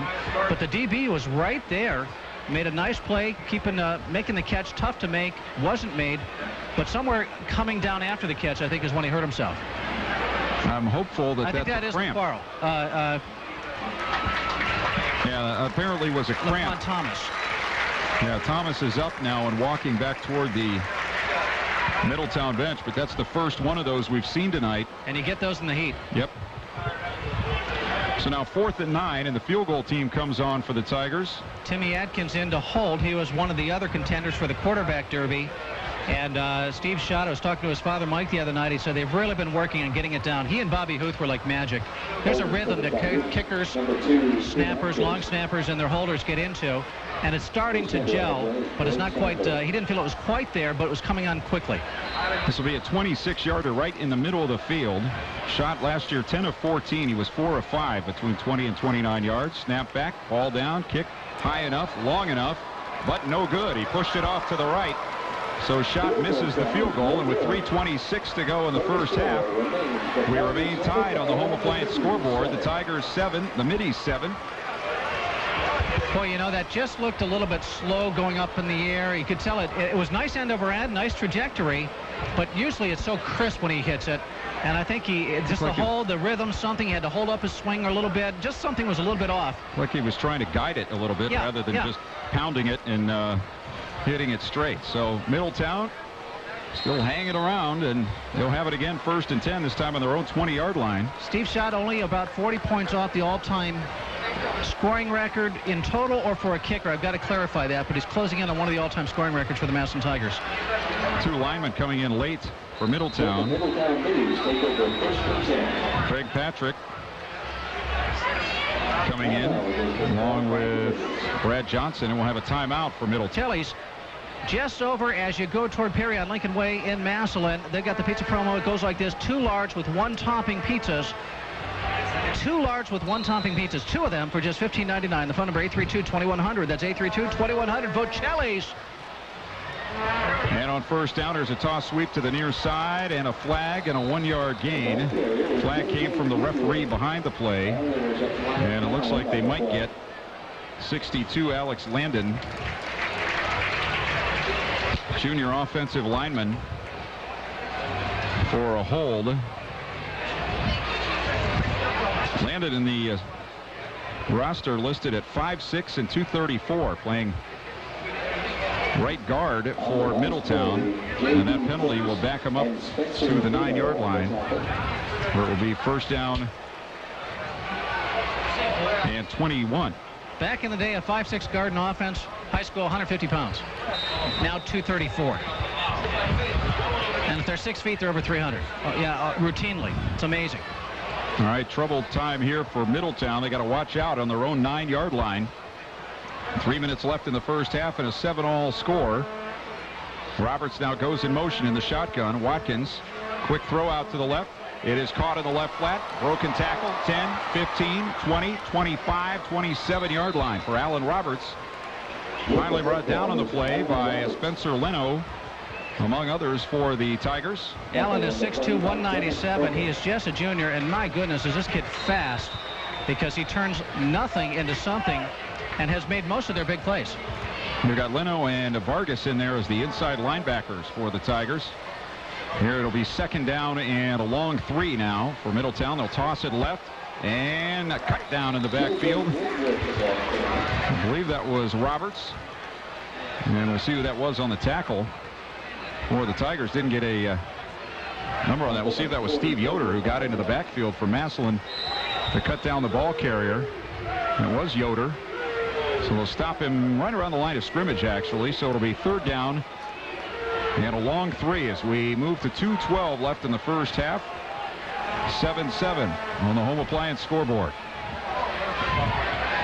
Caleb Watkins takes the snap, looks left, quick throw, caught, first down. They're trying to take the ball away, but they can't get it away on the far side from Justin Bailey, junior wide receiver. And that'll stop the clock on the first down if they give him forward progress, and it looks like they will, out to the 31. And shy of a turnover, Middletown should escape the half with a tie game at halftime. That would be quite a moral victory on your home appliance scoreboard. 7-7, 1:53 left in the first half. Again, Bocelli's Pizza, folks. You're thinking pizza right now, give them a call at 832-2100. 2 large with 1 topping for just $15.99. Tigers with 1 timeout left, and Watkins wants to throw deep, fires it deep down the middle of the field, and it is batted down. Justin Turner got a hand on it at the last moment. Looked like Philip Barnett had his step, but Turner able to get back and knock down that ball and save another big play. Moore throws that ball about 50 yards right on the money, and a lesser defensive back doesn't make that play, and that's a touchdown. Justin Turner able to break on the ball and recover, great recovery speed to catch up to the football and knock it away. Justin got beaten for a couple of long plays last week against Fremont Ross, but able to make the play there, and pressure in the backfield. Watkins rolling left, gets to the outside, and he's going to be bounced out of bounds at around the 35-yard line, which will stop the clock with 1:34 left in the first half. Well, there's your rookie-sophomore mistake. Whatever happens, get tackled on the playing field. You know, the long pass was a good gamble, I thought, by Ron Johnson, but the razor's edge of it is stopping the clock. You're trying to get out of this half with a tie football game, and Middletown doing the Tigers a favor now, stopping the clock for them, giving the Tigers, they're going to have a full minute on the ball after this play and after a punt. 3rd down and 5. And there's Johnson again on the field over there, trying to get his quarterback's attention. He wants him under center. He's there now with an I formation. Man in motion to the near side. Back goes Watkins, throws out to the near side, and he is caught, and an immediate hit and a tackle by Turner on the 37-yard line. Give credit to Allen Roberts for hanging onto that ball, but Justin Turner came up to make the immediate tackle. Tigers not calling a timeout here. I thought they would. They have one left. We're at the 1:16 mark. Play clock has not yet started, the 25-second clock. Now it does. So they'll be able to run it down to about 40 seconds before this punt. And I thought the Tigers would call timeout right there because they can always stop the clock with the pass. And they have home run capability. They just want to break this deadlock before the half. And Middletown gave them a chance by not getting out of bounds on one play and throwing the long pass on the other. My math was off a little bit. It'll be about 50 seconds, actually 48 now, as Middletown calls a timeout to save a penalty. So 48 seconds left in the first half. On the home appliance scoreboard, Middletown and Massillon tied at 7. And the Tigers look like they'll get one more shot here before halftime for a 49-yard average. 54 and 44 is 2 punts. Neither one was that pretty. One was short, and Hildreth couldn't get up on it, and it bounced by him. The other one was over Corey's head. And now Hildreth standing back on his 27-yard line, waiting the punt from the sophomore Antonio Banks, who stands back on his 26. The snaps have been low. This one is low again. He has trouble with it, and he's going to be tackled back on the 21-yard line. Clayton, you don't use your timeouts when they're going to self-destruct that badly and go from a minute 45, 1st and 10, and you only able to stop it one time with the timeout to give you the ball back with 44 seconds left on their own 22-yard line. That is nightmarish in terms of self-destruction. Tigers are going to take full advantage, punching a touchdown right here. Take the lead at the half. It's now 7-7 on the home appliance scoreboard. Tigers come out of the huddle. None of the snaps tonight on the punts for Middletown have been very good, and that one was just too bad for Banks to handle. Here's Willoughby rolling near side, has a man wide open. Torrance at the 10 to the 5. He's down to the 1-yard line. DeVoe Torrance to the 1, stopping the clock on the first down with 37 seconds to play. So one play may have turned this game completely around. The bobbled snap on the punt, and the Tigers taking over inside the 25-yard line. Clock now running again, 30 seconds, and the Tigers still with that timeout, but they're on the 1-yard line. Have to wait for a man to get off the field. Power I handed off Torrance up the middle, and he is stacked up and stopped. So Torrance unable to get there, and the Tigers will spend their final timeout with 18 seconds to play. This timeout brought to you by Martine Tours. Take a timeout on a Martine Tour. The only thing missing is you. So now, decision time on the 1-yard line. Tom Stacy with his team going back out there with a 2nd and goal from the 1, but you got no timeouts left. If you don't make it. If you don't make it, the clock could run out. Can you assemble quick enough to spike the ball? The interesting thing there is, again, the Middletown defense at the line, winning a battle at the line of scrimmage and showing great tenacity, great toughness, because you know, their back is totally against the wall there. It looks like an obvious touchdown is going to happen. DeVoe Torrance gets the ball, and he is further from the goal line. The ball is further from the goal line than when the play began. So you got to tip your cap. Middletown, they keep making it tough for themselves and fighting the way and making it tough for you then when they have to. But my goodness, I bet Ron Johnson won't sleep well if they lose this game by a touchdown that takes place right here. Here come the Tigers to the line of scrimmage on the 1. 2nd and goal, 18 seconds left in the half. No timeouts for Massillon. They'll again go too tight, power I. Fullback, Yoder, and he forces his way in. They had him stopped, and he kept pushing and driving, and he got the Tiger touchdown. You know, we're giving away with the match point a mini fridge. Steve Yoder's a big fridge. Another mini there. Full size. Full size. That was awesome. Awesome. What a great exhibition of power. He was all the way stood up. You get stood up, you win the battle, you just push the guy back. He then just pushes them back. That's a powerful kid. 273-pounder, defensive end, and they'll play him at tight end and fullback. Shot for the extra point. It's good, but I believe they're going to whistle it dead before the kick. And Middletown was offsides.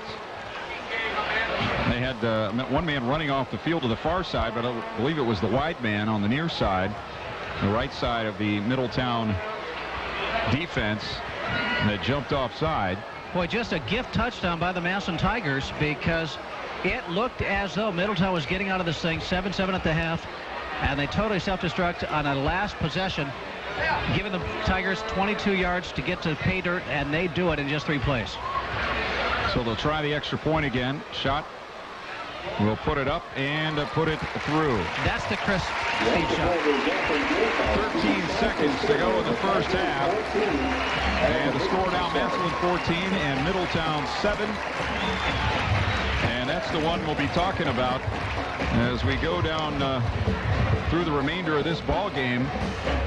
It looked for all the world like Middletown was going to take a 7-7 tie into halftime unless they made a big play. But as you said, they got the first down and used no time after that, compounding that with the special teams mistake, giving Massillon field position and time.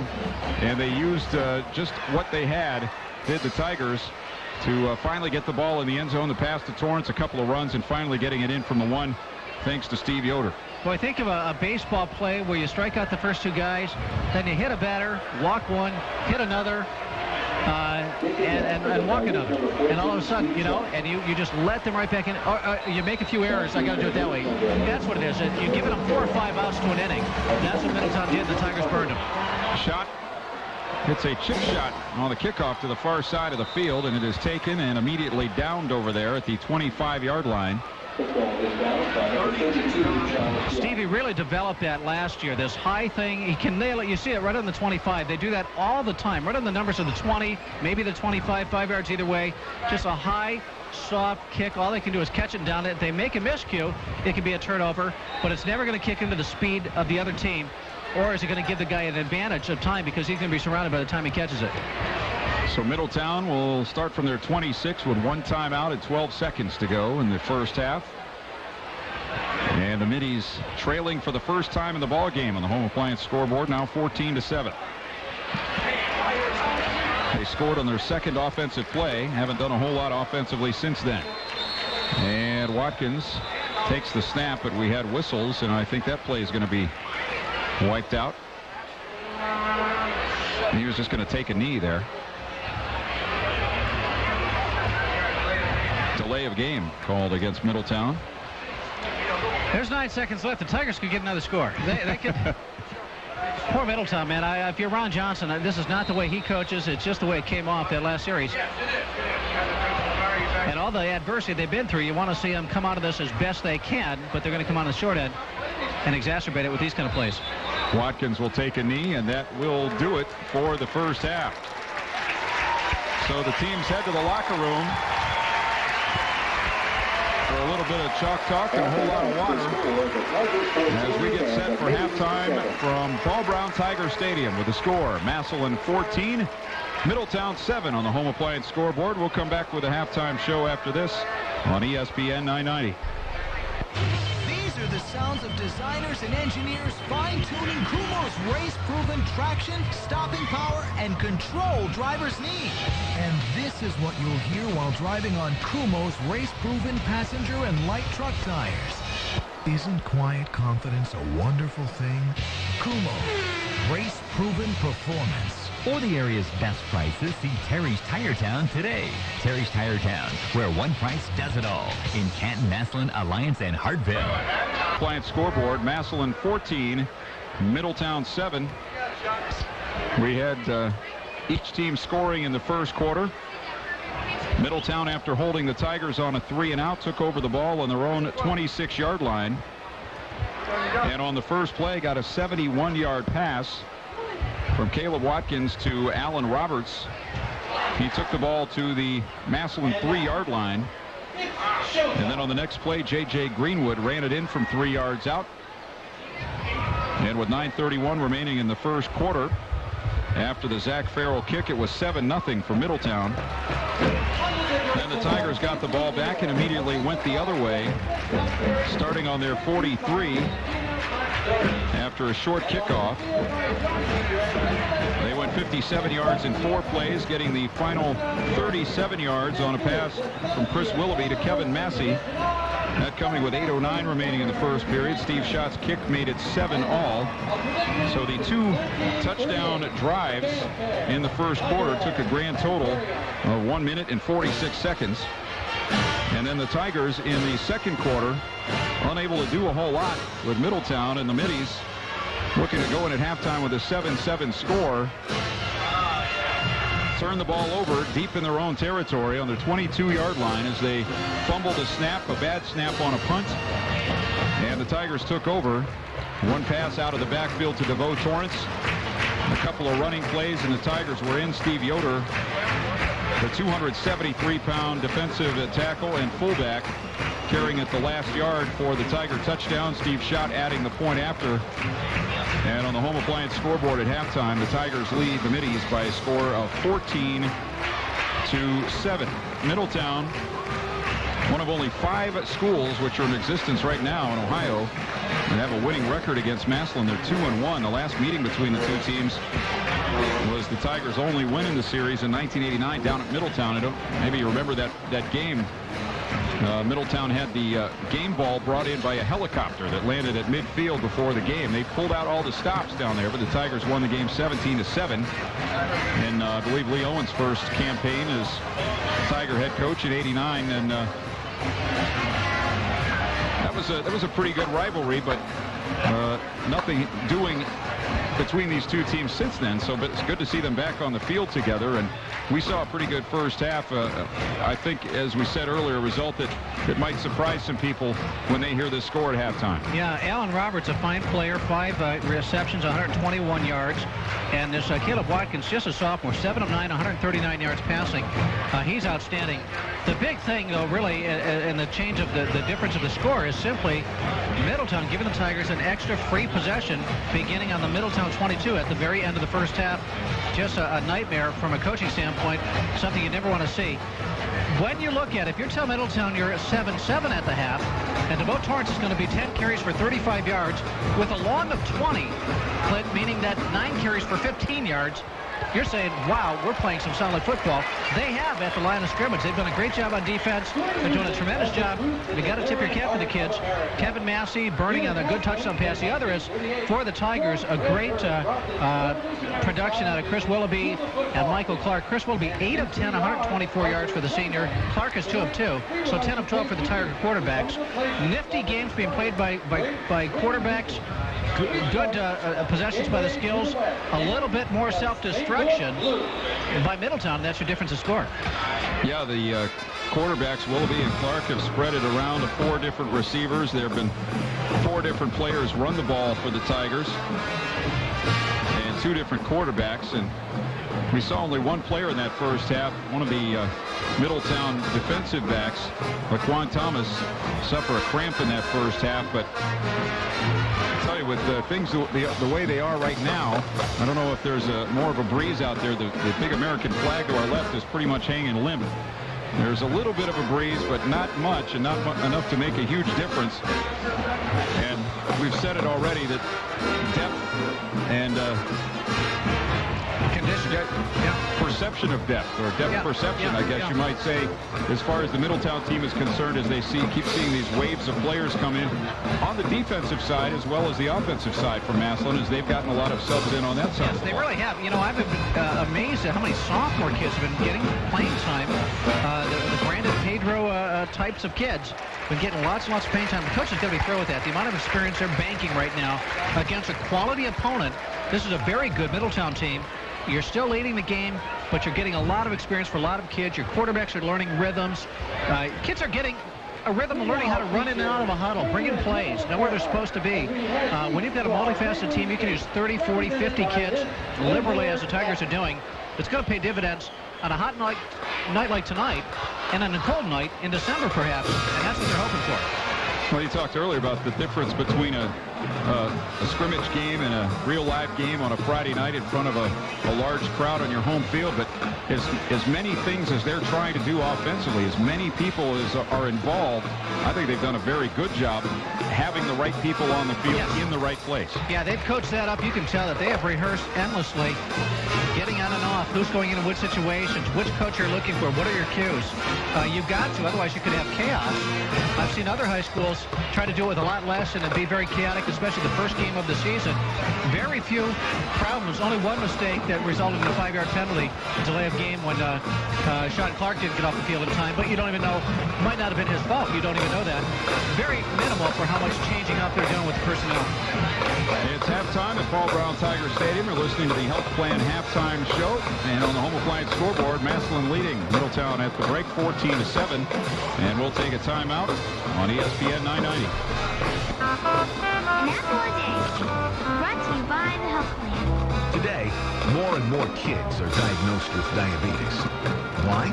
Too much weight and too little activity. What's the answer? Get your kids to turn off the TV, shut down the computer, and get active. The more active your kids are, the less likely they are to get diabetes. It's all a part of caring for yourself and your family. And that's what the Health Plan is all about. The Massillon Fraternal Order of Eagles number 190 continues its second century of service in 2007, continuing a tradition of supporting Massillon schools, sports teams, museums, and cultural events. A tradition of making our lives better right up to the present day, with major support of the Downtown Massillon Association's Cruise On In and Dance Party, the Eagles 190 Sports Complex, and sponsorship of Tigers football on ESPN Radio 990. Our thanks to the Eagles number 190, still serving after all these years. Are you an athlete needing athletic ability assessment, individualized sport-specific training, or a development program to get to the next level? The affordable high-intensity training centers, or HIT centers, as heard on the Ray Jeske Show, offer world-class athletic assessment tests, including body composition, speed and acceleration, strength and aerobic power, vertical jump, agility, balance, foot speed, and VO2 performance levels. After assessment, the HIT Center will develop your athleticism with an individual program designed specifically to improve all your components of human performance. Programs will be tailored precisely for your sport, position, and level of development, whether one-on-one or in small groups of teammates. The High Intensity Training Center, the fusion of science and sport, a world-class facility in your own backyard. Call 330-896-2200 for a free trial session. Write it down, 330-896-2200, or visit hitcenters.com. ESPN 990, the countywide leader in sports.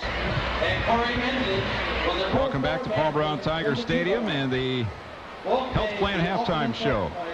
Massillon on top at halftime on the home appliance scoreboard, 14-7 over Middletown. First half numbers look like this. The Tigers on top in first downs, 11-5. Rushing yards, 63-5. Passing yards, 152-139. And total yards in that first half, 215 for the Tigers, 144 for Middletown. The Tigers fumbled twice, lost one. Middletown one fumble, they got it back. Penalties, 6 for 49 against the Middies, 2 for 15 against the Tigers. Time of possession, Massillon nearly 2-1, 15 minutes and 20 seconds to 8:40 for Middletown. On third down, the Tigers and Middletown each 2 of 5. Middy's 0 of 1 on 4th down, although that's the botched punt attempt. It counts there. Tigers 1 of 2 in the red zone, and Middletown 1 of 1. Individually, the Tigers got 35 yards rushing from DeVoe Torrance on 10 carries, and as Ray said, 20 of those came on 1 carry, so the other 9 carries went for 15 yards. K.J. Herring 7 for 27, 15 of those on 1 carry. Steve Yoder 3 for 8 and a touchdown. Sean Clark 1 for 2. Chris Willoughby 8 of 10, 124 yards in the first half, 1 touchdown, no interceptions. His long was 37. And for Michael Clark, 2 of 2 passing, 28 yards, no touchdowns, no interceptions. His long was 15. DeVoe Torrance had 3 catches for 49 yards in the first half, so 84 yards of total offense for Torrance in the first half. Giorgio Jackson 3 catches for 46. Kevin Massey 2 for 45 and a touchdown. Josh Cross 1 for 7. Steve Schott punted twice, averaged 30 yards. And Corey Hildreth had the 2 punt returns for 11 yards. For Middletown, J.J. Greenwood, the leading rusher, 7 carries, 15 yards, and a touchdown. Caleb Watkins, 3 carries for 2 yards. Antonio Banks, 3 for -9. Caleb Watkins passing, 7 of 9, 139 yards, and an interception. Alan Roberts with 5 catches for 121 yards, long of 71. Antonio Banks, 1 for 14. Justin Bailey, 1 for 4. Banks punted twice for a 49-yard average. Middleton scoring first at 9:31 left in the first quarter. On a 3-yard run by Greenwood. The Tigers coming back on their next possession on a 37-yard pass from Willoughby to Massey to make it 7-all, and then Steve Yoder with the touchdown run of 1 yard with 13 seconds left in the first half to give the Tigers the 14-7 lead. At the break, the Tiger Swing Band in fine form tonight in a very large American flag being unfurled across the way and has the fans on their feet here at Paul Brown Tiger Stadium. Tigers with a 7-point lead. We'll come back and have more of our Health Plan Halftime Show after this on ESPN 990. An apple a day. Brought to you by the Health Plan. Want to reduce your risk for heart attack? Start walking. Walking exercises your whole body, improves your circulation, and strengthens your heart. And it can almost instantly lower your risk for heart attack. Little changes can produce big results in your health. It's all a part of caring for yourself and your family. And that's what the Health Plan is all about. The Home Appliance Company in Massillon would like to wish Tigers head coach Tom Stacy, his staff and players, as well as the Massillon Tigers cheerleaders and Massillon Tigers swing band the best of luck. Visit the Home Appliance Company, where you'll find all the major brands you're looking for and 90-day same-as cash with approved credit. From one Tiger Town tradition to another, go Tigers. From the Home Appliance Company, located at 406 North Erie in downtown Massillon. Home Appliance, the best. Well, and it wasn't only the coaches, but they also came up with a lot of contributions. Tremendous. From people in the community. The May Touchdown Club and high school athletic boosters paid over $43,000 worth of fees for football players and other students. Wow. A campaign that raised money all summer. The fundraisers donated over $23,000. How about that? And they are back on the ballot, however, in November with another try for a levy, which failed a week ago Tuesday, to really fortify things there. And they've said already that if the levy passes, then the coaches will be paid retroactively, and the students will be funded all but the normal $50 fee that they pay each year for sports. So Catholic 12-0 over New Philly, if I got that right. And also you've got a 7-7 Gleno Green halftime score, or thereabouts. In terms of the clock, it is 7-7 Gleno Green last we heard. All right, one more break, and we'll come back for the second half kickoff of this one from Paul Brown Tiger Stadium. Massillon leading on the Home Appliance scoreboard at halftime, 14-7 on ESPN 990. Or thereabouts. In terms of the clock, it is 7-7 Gleno Green last we heard. All right, one more break, and we'll come back for the second half kickoff of this one from Paul Brown Tiger Stadium. Massillon leading on the Home Appliance scoreboard at halftime, 14-7 on ESPN 990. An apple a day. The big thing that's jumped out at me the most of an individual sense I think, is Justin Turner as a defensive back. I'm not saying he won't be a great offensive player at the next level and maybe the next level after that. But if he chooses, or the coaches choose for him, the defensive side of the ball, he looks dominating out there. He looks like an NFL great big defense, like a great big NFL safety. They can play him corner, they can play him safety. He just looks like a man among boys out there, and he's only a 16-year-old junior. Steve Schott will kick it off for the Tigers. Our second half kickoff brought to you by the Independent. Darryl Carroll and DJ Hunter back to receive the kick for Middletown. And Schott runs up and boots it. And he got all of it. No wind to help him. He kicked it right through the end zone on the fly, bouncing once to hit the fence behind the end zone. So Steve Schott showing off the big leg for the first time this evening, and Middletown will take over 1st and 10 on their 20. Massillon on top, 14-7 on the home appliance scoreboard as we begin the third quarter, brought to you by Panera Bread in Massillon.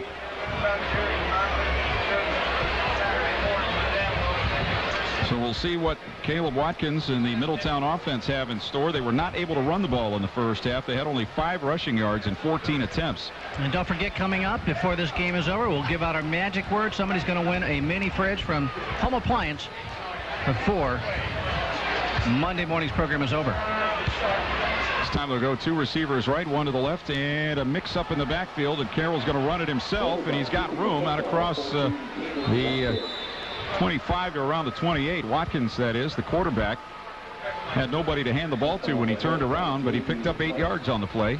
A lot of Tigers getting black and orange hats on the ball. Brian Arold up the field about 8 yards, and big 273-pounder Steve Yoder 8 yards up the field makes the play. So 2nd and 2, and they'll line up in the shotgun.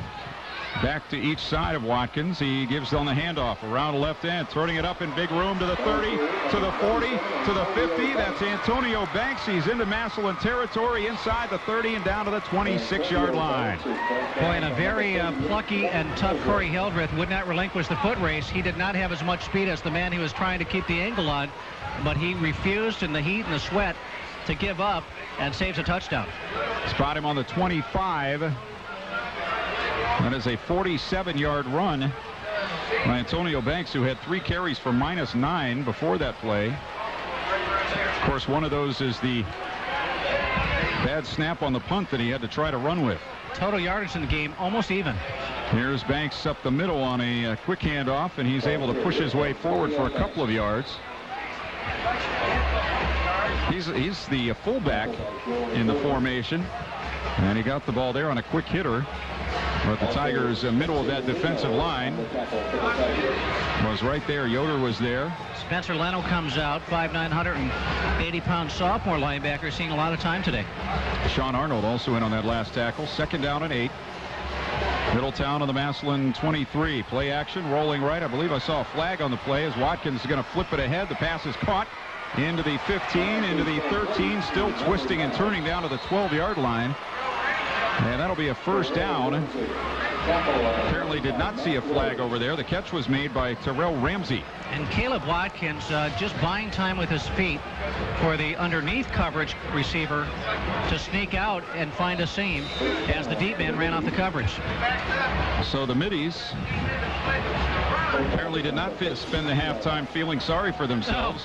They've come out here and driven down the field against Massillon. They're on the Tiger 13, looking for the tying touchdown as we're just underway in the third quarter. Watkins, play action, back in the pocket, wants to throw the screen. No, he wants to throw deep for the far side of the goal line. It is incomplete, broken up at the last minute. Broken up on the play by Kenny Pettis, who came over to knock that ball away from Roberts. The ball was in the air a long time, and Pettis came over to swat it away. Boy, that was a hair away from being a touchdown for Middletown. And you just got to be impressed at this moment with Ron Johnson's play calling, mixing it up beautifully. Again, 14-7 Tigers on top, home appliance scoreboard, 10:02 left in the third quarter. From the shotgun, Banks and Greenwood, the setbacks, one on each side. They'll give it to Banks around left end. He's being chased, trying to get to the corner, and he's dragged down from behind by Dory Irvin. The senior linebacker brings down Banks right around the line of scrimmage. Call it no gain, I believe. maybe a yard on the play. Nope, they'll put him on the 13, so no gain on the play. It'll be 3rd down and 10. Trying to get a sense just on the personnel. Matt Rose not in at linebacker this entire series. Don't know if he's nicked up or situationally, or they thought other guys were given better looks or what have you, but not in there at linebacker at the moment. See if we can find him on the sideline. From the shotgun, they'll send a man in motion. Banks to the near side. Watkins takes the snap, has time, rolls right, throws near side, and it is dropped at the goal line. It would have been a touchdown, but the ball was dropped by Alan Roberts. Boy, an easy catch for the touchdown. He'd beaten Corey Hildreth to the corner, and Corey is now hurt. Looks like maybe a groin or a hamstring or something. Possibly a cramp. I hope that's the case. He has the left leg stretched straight out. And my, oh my, that was a touchdown right in the hands of Alan Roberts with the defender 2 or 3 steps behind him. The pass was perfect, and Roberts just bobbled it and dropped it. So we'll see. Just a sophomore quarterback back there, Caleb Watkins for Middletown, sprinting out to the right side. Perfect throw. And Mr. Roberts, who's done nothing but make great plays for Middletown, finally doesn't and drops a sure touchdown that would have tied up the game if Middletown would hit the extra point. So you got to be impressed, I am at least, Clint, with the play calling of Ron Johnson. Coach, he's a great quarterbacks coach. He's much like Tom Stacy, has a similar pedigree. Coached in the MAC at Miami of Ohio when Tom was at Akron. They knew each other. And then he coached up at Westlake High School, Western Suburbs, produced a MAC quarterback, a little kid named John Brown. He's now playing at Kent State. And just threw the ball all over the field with the spread because that's what John afforded him to do. Now he's got some horses to run the ball, and he's kind of a multifaceted, balanced offense attack. And he's mixing up the play calling very well in this series. Well, Ron Johnson deciding to go for it here from the Tiger 13, I believe. Yep. They have the offense out there. 4th and 10 from the Massillon 13-yard line. They'll line up with 3 receivers, 1 slot man to the left, and the receivers left early. At least it looked like they did as Watkins steps up, throws, and it's a touchdown. And where's the flags? Clint, I thought I was going to see yellow hankies all over because of the motion, like you said. They were running forward. The Tiger fans are booing that. I don't know if the ball had been snapped and nobody else moved except them, but it looked pretty obvious to our eyes that the 2 receivers, or at least one of them on the near side, started upfield early, but it's a touchdown pass of 13 yards, and it was Alan Roberts on the receiving end of it for Middletown, and we are a point after here away from a tie game. And I am utterly stunned at the quality of the play call. I don't understand the lack of a penalty call on that play. I thought it was going to get whistled at before it got started. Zach Farrell for the extra point. Puts it up, and he put it through. 9:11 remaining in the 3rd period. On the Home Appliance scoreboard, we're tied again. Massillon and Middletown, 14-all on ESPN 990. Everyone loves choices, especially when they're fresh and fun. Panera Bread, 9:11 to go in the 3rd, and Middletown, with an impressive drive to start this second half, have tied the score on the Home Appliance scoreboard. It's 14-all. Zach Farrell will kick it off, and the first touchdown pass of the season for Middletown. Man, I need some Panera Bread right about now. They're a 3rd quarter sponsor. Not that I'm hungry. They've been feeding me well up in the press box, but I'm thinking Panera. Here is a short kickoff lob to the near side. It's taken by Cooper Ivan, and he fumbles the football up close to the 40. Middletown saying they have it, and we will see.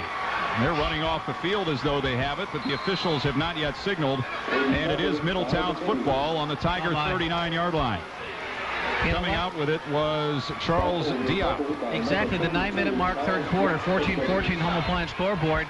Boy, the horror thought is, what if Middletown didn't give Massillon a touchdown at the end of the first half? It'd be 14-7 if everything else has gone the same, with Middletown with a deep possession after that fumble. Officials timeout. Not sure what the problem was there. If somebody called a timeout, I didn't see one called. And try to sneak out of here with one, but still a long way to go in this game. 21 minutes to go. Corey Hildreth is back on the field for the Tigers. Apparently just a cramp earlier.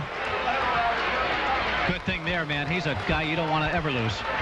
On 1st down from the Tiger 39, man in motion out to the left. That's Greenwood. They'll give it up the middle to Banks, and he is wrapped up around the ankles, and a short gain there Middletown, a big offensive line, a very precocious sophomore quarterback, a very good running back in Banks, and a big play guy in Roberts, and 2 big bookend tackles. This is a team's going to win a lot of football games. You beat these guys tonight, and they're going to earn you a lot of points. Just like they're saying, let's beat these Tigers tonight. We got a battle on our hands. Chip Robinson, 6'6", 351, and Blake Walker, 6'6", 319, the tackles, both being heavily recruited. Here's a throw to the near side, caught inside the 35, and stood up and dropped there is Philip Barnett. His progress is stopped on the 34, so that's a gain of 3 more, and it'll be 3rd down and 5 for the Middies from the Tigers' 34-yard line. See, if I'm a wide receiver, Clint, I want that call. And Hildreth, I believe, is down again with cramps. You mentioned him hobbling in the first half, and he may have been having that problem earlier. I thought I saw him walking like one leg was tight and kind of a limp. You know, if I'm a receiver for any team playing the Massillon Tigers, that's what I hope is that they call a little button hook right in front of about 3 orange shirts, a couple yards up the field. Let me go 1-on-3. I just think that's got to be really, oh, great, coach, this is my number. 100 degrees and a heat index kind of a thing, and there's some cramping going on. Going to start having some of that in the press box here pretty soon, I think. Hildreth comes off the field. It's the right leg that's giving him the problem. And usually when you start, it doesn't stop until a day or 2 later. And if he's the most valuable guy, if there's a most valuable guy in the defense, in my book, it's him. Cooper Ivan is out there in his place, and here is the pass down the middle of the field, or down the near side, and it's going to be out of bounds, incomplete, intended for Alan Roberts. Watkins, the quarterback, was hit just as he let go of the football. Dory Irvin getting there in a hurry, and that kid had the poise to throw a perfect spiral just 1 yard outside of the line of scrimmage. A great catch, but out of bounds. Watkins now 10 of 15 for 167 yards. 1 touchdown, 1 interception for the sophomore. We got some Middletown coaches just to the right up here in the press box at Flint. Whenever I get a chance, I got to compliment him on the sophomore kid. Boy, he is everything that they said he would be.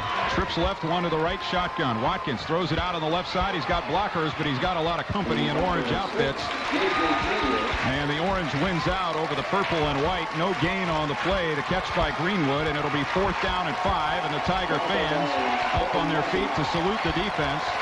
As now, for the Tigers, Kevin Massey is slow to get up, and he may have the same problem. Let me make an observation. It's a close game. It could come down to special teams, a field goal or something. A disaster on a snap, on a punt, has given the Tigers a tie game, because otherwise Middletown would be leading right now. Kevin Massey down right now, maybe with some cramps, by the way. We expected and Clint, this. They didn't go for a field goal down here. They didn't punt here. I don't think it's an in-your-face, we have confidence in our offense against your defense. It's we're scared to death to snap a long snap.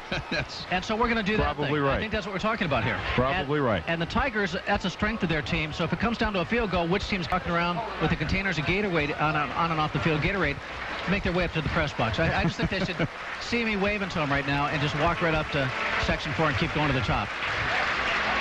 Kevin Massey getting applause as he walks off. He's a great player, had a big touchdown catch in the first quarter. And boy, they need him. They need Corey Hildreth, and they're both off the field right now. Senior, 155 pounds, coming to the sideline and getting some water as he comes over. See, these are the senior guys with real experience. You take them off the field, this team gets very young very quickly if the wrong teams come off, the wrong kids come off. Torrance is the setback on 1st down. They'll roll it to the near side, and the throw by Clark is caught by Jackson at the 40, and he's forced out of bounds at the 45-yard line.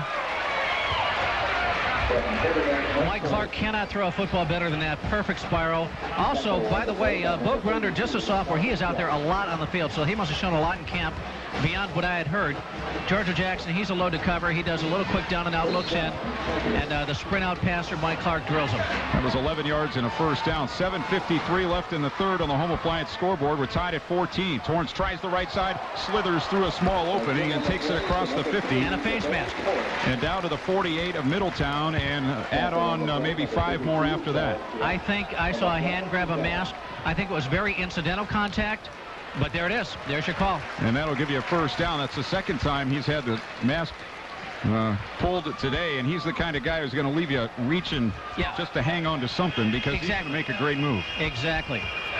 So he can hurt you that way. Tigers really establishing themselves in offense now.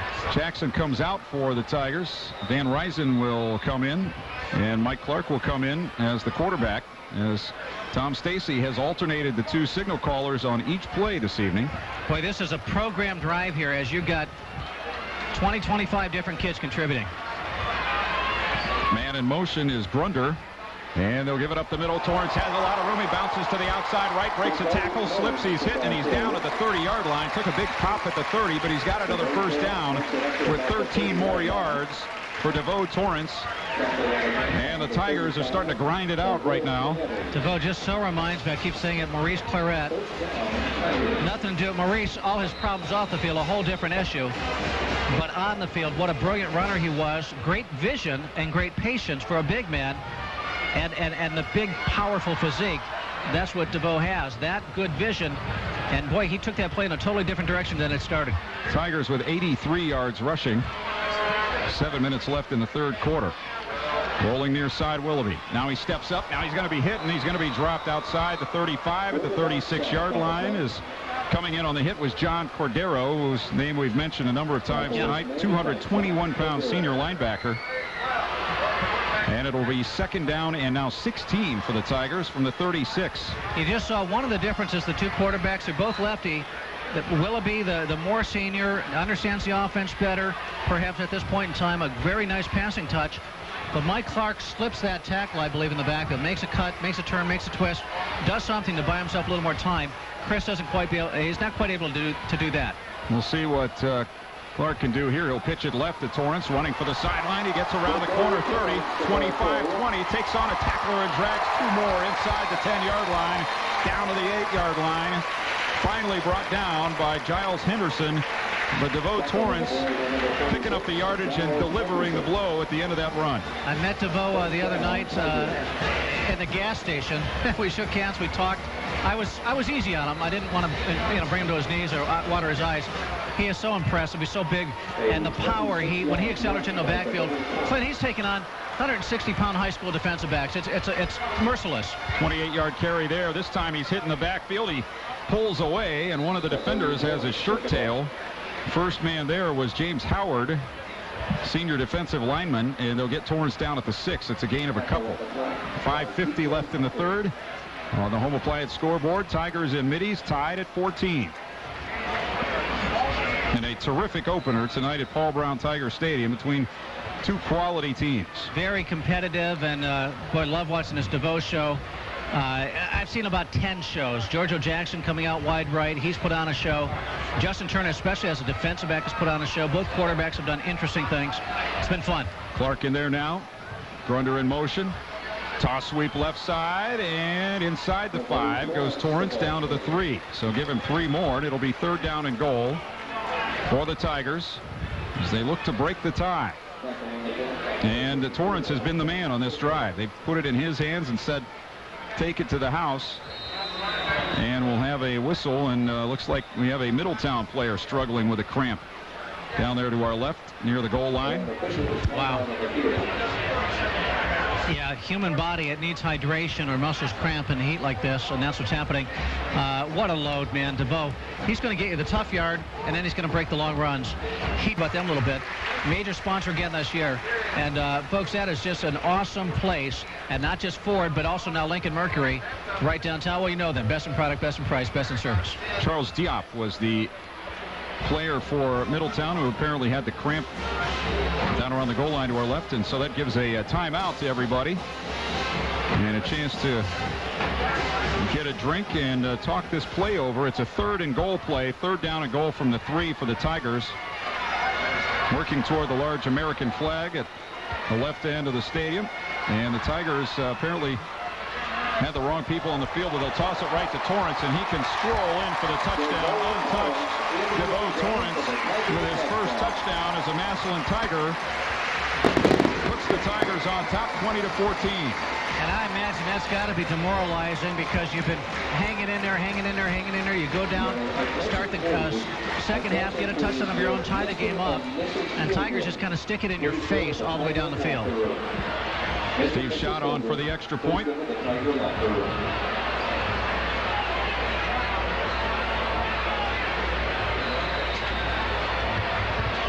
Two of two tonight. Great call by Tom Stacy. Last year shot 40 of 41. He puts this one up and through. And over the stadium. 4:53 remaining in the third quarter. And now on the home appliance scoreboard, it's Massillon 21, Middletown 14. We'll take a timeout on ESPN 990. I'm Brandon Grizzard. I'm 16. I play for the Massillon Tigers. Until you receive medical attention. To learn more, visit us on the web at AffinityMedicalCenter.com. Affinity Medical Center. Caring as one.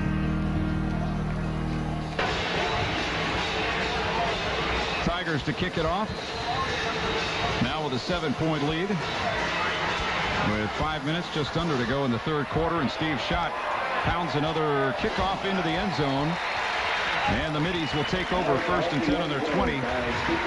8 plays, 66 yards on that last drive by the Tigers. And the vast majority of it coming thanks to the feet of DeVoe Torrance.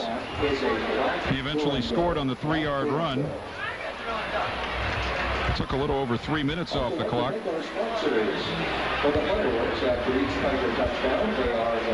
21-14, home appliance scoreboard. Tigers on top, 4:53 left, third quarter. Magic word coming up before too long. Somebody from Home Appliance is going to win a mini fridge from Home Appliance. Also a gift certificate coming up sometime soon. And on the Ray Jeske Show on Monday morning in the first hour, someone's going to win that refrigerator. On first down, they will give it off, and wants to throw a pass. Now he throws it across the field, and it is bobbled and incomplete right in the middle of the field. Pass intended for Philip Barnett as Antonio Banks took the handoff. Initially wanted to throw to the man on the near sideline. He was covered, so Banks then pulled it down, started to run, it looked like, and then found a man over the middle of the field and nearly got a completion. Good awareness. I thought he was over the line of scrimmage. I looked down. I guess he wasn't. No flags, and he wasn't. The ball should have been caught and then almost was picked off. But that could have been a big play, a 30-yard play up to midfield.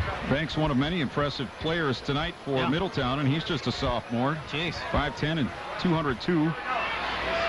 Here's Caleb Watkins giving it off on the left side, and here's Greenwood surging ahead to the 25-yard line. Boy, did he miss a monster hole. There was a huge hole right up the middle, and he cut it left. If he cuts it the other way, he had a big daylight lane, and there would have been a foot race. Maybe the Tigers don't catch him to about midfield. J.J. Greenwood tackled by Spencer Leno at the 25, so a 3rd and 5 for Middletown. Clock running, 4:18 left in the third. Dennis Vargas and Leno out at the linebacker spot. We've not seen Matt Rose, I don't think, in the entire second half. He is on the sideline. Here is a rollout to the near side. Watkins steps up. Nothing there. Now running near side. He's hit, and he'll be down at the 21-yard line. Good hustle by the Tigers. With a couple there, including a Brandon Grizzard on the stop, as well as the aforementioned Spencer Leno. Yeah. Do you think he says when he tackles a guy, Brandon Grizzard, like that commercial was just on, here's caring as one. Here, enjoy this. All 4 of us are caring for you as one. Well, the poster boy gets into the act here tonight. Leno was the first one there. Actually, Cooper Ivan was there. Look at Brandon celebrating in front of the 25-yard line there with fans, student section. This is a big deal for him to get back after the severity of that injury. And here's a punt play for Middletown. These have been adventurous tonight.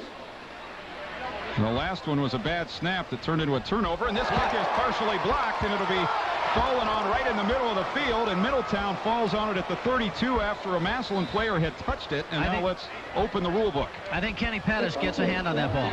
I think that was Kenny Pettis, number 46 for the Tigers. The ball came down into the arms of Leno, then he lost it, and Middletown fell on it at the 32, and it's a first down. So a fumble by the Tigers in effect. Watch, I think it's Kenny Pettis, if we can get it on replay, gets a lane from the outside, gets a hand up, makes the block. Ball does go past the line. Tigers not able to possess the ball, and it comes up in the possession of Middletown. Runs 3 plays, takes some knees. They get out of there, tied 7-7. And instead of losing now 21-14, it'd be 14-14, and they'd have the football. But they misfired all over the place, gave the Tigers one last possession on the short field, and they punched it in. And now you have a 21-14 Tiger lead with 3:16 left in the third quarter. After that timeout, then Middletown starts to run the play, and they're whistled for a penalty, and it's going to be a false start against the Middies. Penalties against Middletown now, they're 7th for 54 yards. But an odd play there preceding this one, where the Tigers blocked the punt. And the ball fluttered down the field into the arms of another Tiger player, who then had it knocked away and recovered by Middletown beyond the first down marker. When we get a break, read Middletown's schedule again. It's formidable, but they could be worth a lot of points if the Tigers can win this one. And a run to the right leads to nothing for Antonio Banks. And it will be now second down and 15. I can tell you who. At least the teams in their league and so on, because it's impressive. They might not win a lot of those games. Then again, they might, and they could be worth a heck of a lot of points. The Greater Miami Conference. Coleraine, which might be one of the 2 best teams in Ohio, 3 best teams. Fairfield, Hamilton, Lakota East and West, Mason, Oak Hills, Princeton, and Sycamore. Pretty good league.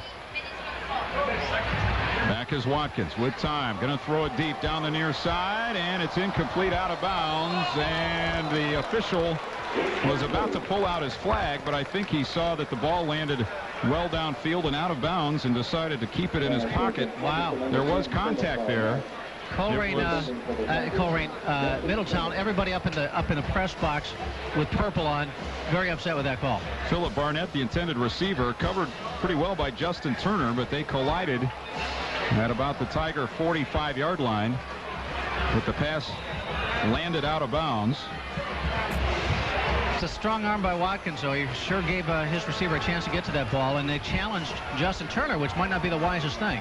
3rd and 15. Tigers will blitz a couple from the right side, and a throw deep down the middle, and that one's going to be intercepted. No, 2 Tigers going for it, and they kept each other from picking it off. Cooper Ivan and Kevin Massey collided as the ball was coming down between them, and the Tigers again unable to take advantage of an opportunity, and Middletown will have to punt on 4th and 15. Obviously you want to make interceptions where you can, but what we've seen from Middletown in terms of their long snap, their inability to execute a long snap, it's like drop that interception on purpose, so they got to punt from deep in their own territory, because it's a real adventure every single time Middletown has to punt the ball, and now they're getting ready to do it again. 2:29 left, 3rd quarter. Banks the kick. He's only about 10 yards behind the center. The last snap was a good one, but there was pressure off the corner. That's a good snap.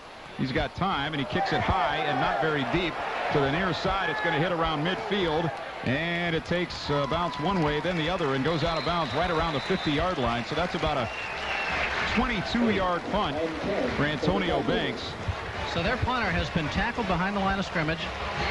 He's hit that punt. He's had a punt blocked that in the end worked out for Middletown because they recovered the in-swing fumble up the field. Technically a fumble up the field. It really wasn't a bad play by Massillon at all.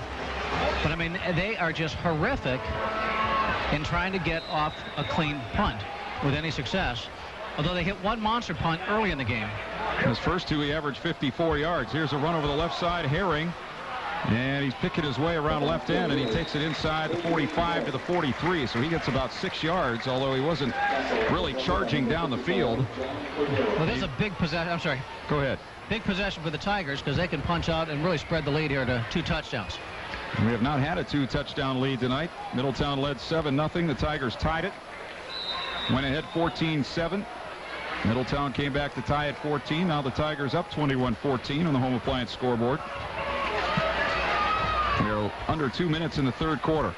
Watching Nell Cheka coach up the defense down there. Willoughby will turn and hand off to Herring up the middle. He puts it ahead to the 40, which will leave him about a yard short of the first down. KJ Herring in the first half, 7 carries for 27 yards, and he's gotten a couple here on this possession for 9 yards. And a 3rd down and 1 now for the Tigers from the Middletown 40. And watch number 95 for the Massillon Tigers. One would suspect in the fullback spot. Here he comes. He comes in. Josh Cross will also come in at a tight end position. Biggest guy in the field for the Tigers is at the fullback spot. And they got the power eye going with Clark and Yoder in front of Herring. They'll give it to Herring up the middle, hit at the line, trying to move forward, and he got over the 40, but I don't think he got enough for the first down, although that spot coming in from the near side was very generous. But I don't think he made the 39, which was the marker he had to reach. He'll be about a half-yard short. The officials are going to pull in the chains from the far side of the field, but he's a good half-yard short. Yeah, but it's 2-down territory. They'll go at it again, do the same thing. Stop us. Clock stops with 50 seconds remaining in the 3rd quarter. And there will be a measurement. That time they had Yoder in there as the fullback, but he was one of the lead blockers. Middletown stacked it up pretty well, but again, the Tiger runner moving forward after contact got him close to the first down.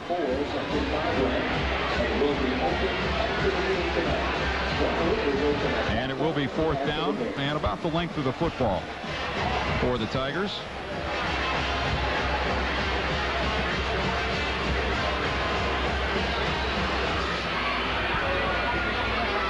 Again, Massillon will take on Solon here at Paul Brown Tiger Stadium next Friday night at 7:30. Pre-game at 6:45 here on ESPN 990. And then up to Parma Normandy, a game that Normandy wanted on the schedule a couple of years ago. Middletown with their beefiest players on that defensive line, and Massillon lines up in an offset eye, receiver each way and a tight end to the right. Willoughby is the quarterback. Herring, the deep man. They'll hand it to him. He tries the right side. He's around the corner. Needs a block. 30, 20, 15, 10, 5. Touchdown, Tigers. K.J. Herring from 40 yards away on a 4th and 1. And the Tigers are up 2 scores. Just sheer track speed, man. The track and field sprinter, K.J. Herring. Quick hitter and house time, baby. And the Tiger coaching staff electing to go wide, to go off tackle there instead of right up the middle. And once they broke contain, there was nothing there for Middletown defensively. 1 DB, but he was no match for K.J. Herring. And Steve Schott on for the extra point. Up and good. 34 seconds left in the third quarter, and on the home appliance scoreboard, the Tigers lead is now 28-14. As they have scored the last 2 times after Middletown tied the game. And Herring just bouncing it to the outside, outrunning the defensive back and the safety, and goes in untouched from 40 yards out. Herring last year scored 7 TDs on the ground. 51 was his longest run from scrimmage. And he couldn't find a nicer kid, Clint. Chatted with KJ a little bit this week, and just a beautiful kid, great family, and he just radiates a young man who loves life, having a ball, being a high school kid. It's outstanding. I can't wait to see what happens in his future. Steve Schott will kick it off for the Tigers. His last 2 have resulted in touchbacks. 1 into the end zone and 1 all the way over. He hits this one very well also, and it reaches the end zone about the same spot as the last one on the Big M in Massillon in the end zone to our left. So Middletown will take over on their 21st and 10. And the thing they would like to do here is keep the ball for a while. Yeah. Get the ball control going and the short passes, and work their way down the field, slow down the tempo of this ball game. Exacerbated their deficit. Had that not been the case, a couple of times in self-destruct, it'd be at least a touchdown closer. They've been impressive. They've done a real nice job. I think they're running out of gas with Clint. That's my guess. Unbalanced line here on first down. Watkins will go play action, wants to throw, pressure up the middle, and he'll be sacked inside the 20, back on the 18-yard line. And it seems that they have no intermediate passing game. It's either the short stuff out of the backfield or they want to go for the big play downfield. Yeah. Nothing in the 8 to 15-yard range. And I don't understand that, because certainly Watkins sees the field well and can improvise and that type of thing. And certainly these receivers are pretty good athletes. It's just schematically, they just don't seem to have that as an option.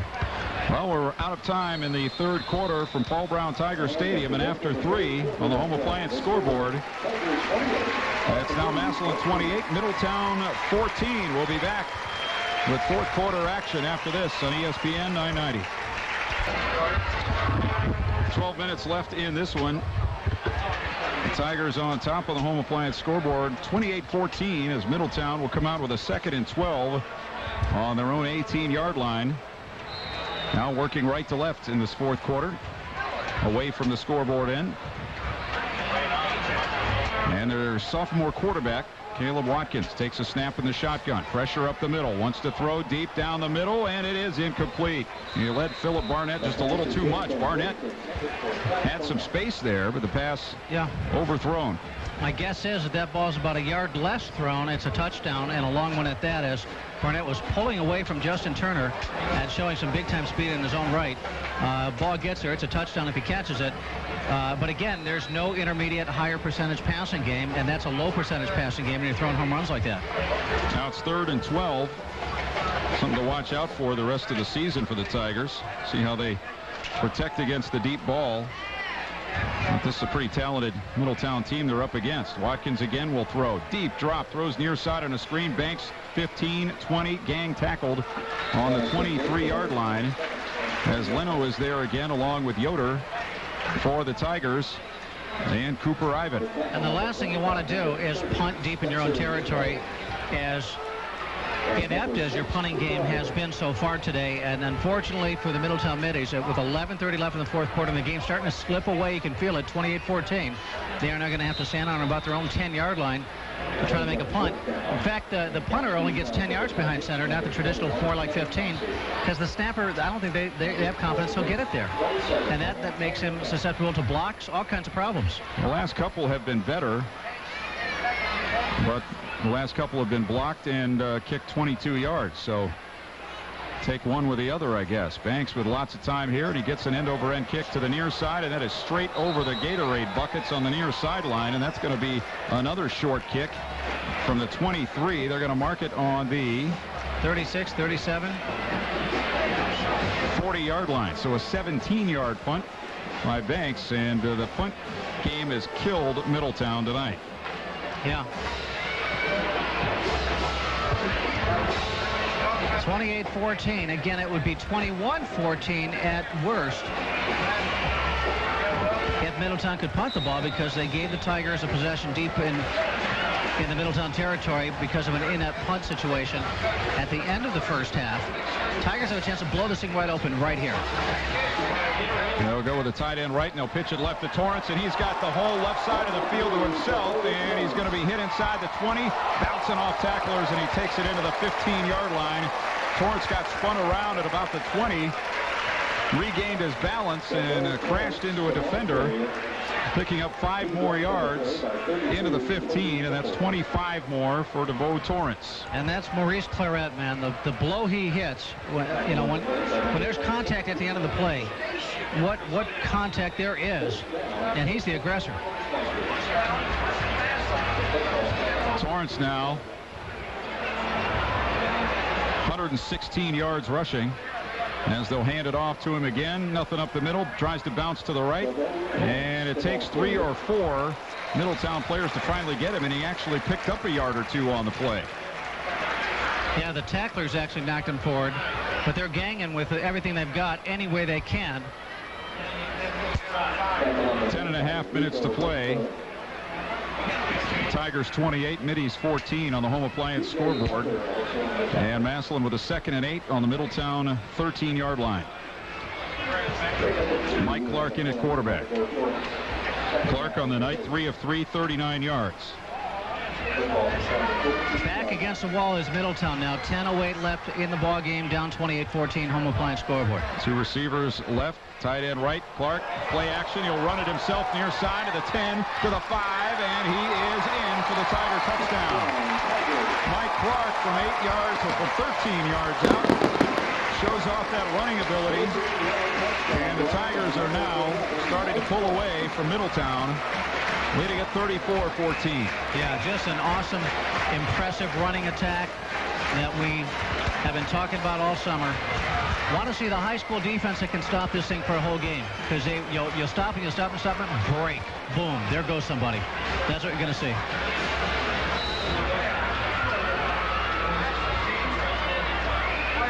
Shot on once more for the extra point. Tim Adkins holding. Snap back is a good one. Ball up and a good. 9:57 to go in the fourth quarter. Our fourth quarter brought to you by Downtown Ford Lincoln Mercury.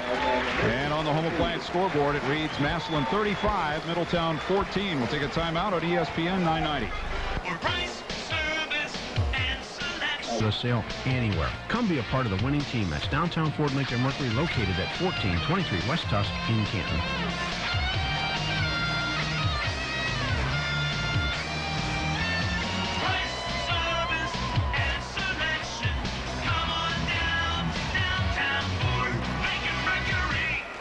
You're listening to ESPN 990. Steve Schott's kickoff, again about 6 yards deep into the end zone, and Middletown will take over once more on their 20. 1st and 10. And now it looks like a big deficit for Middletown at 35-14, and less than 10 minutes to go, and probably running on fumes right now. And I think we'll look for lots of Tigers to get some playing time here down the stretch these last 10 minutes or so.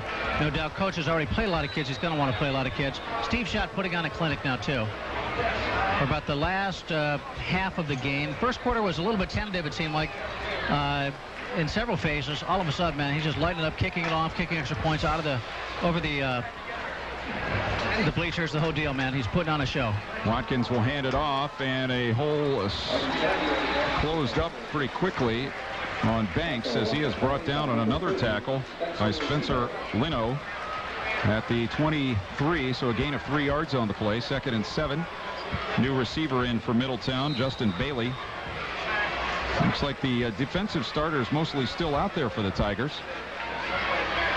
And we also see Corey Hildreth back in. There's a quick shot out to the right side, and a catch made across the 30 by Philip Barnett, and he'll have a first down, stretching it out to the 33. So a gain of 10 and a first down for Middletown. They had 5 first downs at halftime. They had 8 after 3 quarters, and I would imagine all 3 of those came in their first possession there in the 3rd quarter when they went down and drove it 80 yards in 8 plays to tie the score at 14, but the Tigers have scored the next 2 touchdowns. 3 receivers left.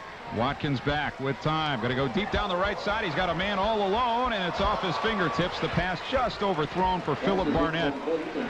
But he again was behind the defense. Yeah, that's a touchdown.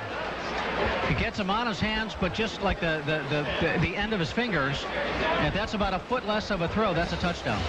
There was one like that, not the same play, but a very close call that would have been a touchdown probably on the last possession. He is 7 yards behind the nearest defender. Yeah, that's a touchdown. A great throw, just slightly, about 1 foot overthrown after about 50, 55 yards in the air, and he's just a sophomore, Caleb Watkins.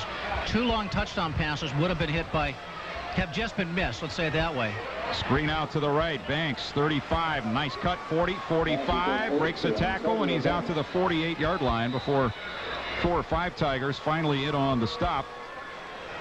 And Matt Rose re-entering the game for the first time in quite some time at the linebacker spot, just coming in right now. Maybe he had cramps or some situation that is cleared up. I think there's 2 edges to say there. One is that there's a lot of great weapons that Middletown has, and some games against some teams are going to hit those passes.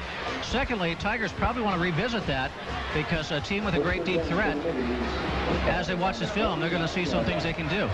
DJ Spencer also in the game for the Tigers as Watkins takes the snap in the shotgun. Again, throwing deep. This time the coverage is better, but we have a flag coming in down the field as Barnett collided with DJ Spencer down inside the 20-yard line. DJ is like complaining, but that was a pretty good collision there, and I don't know that he has a very good case.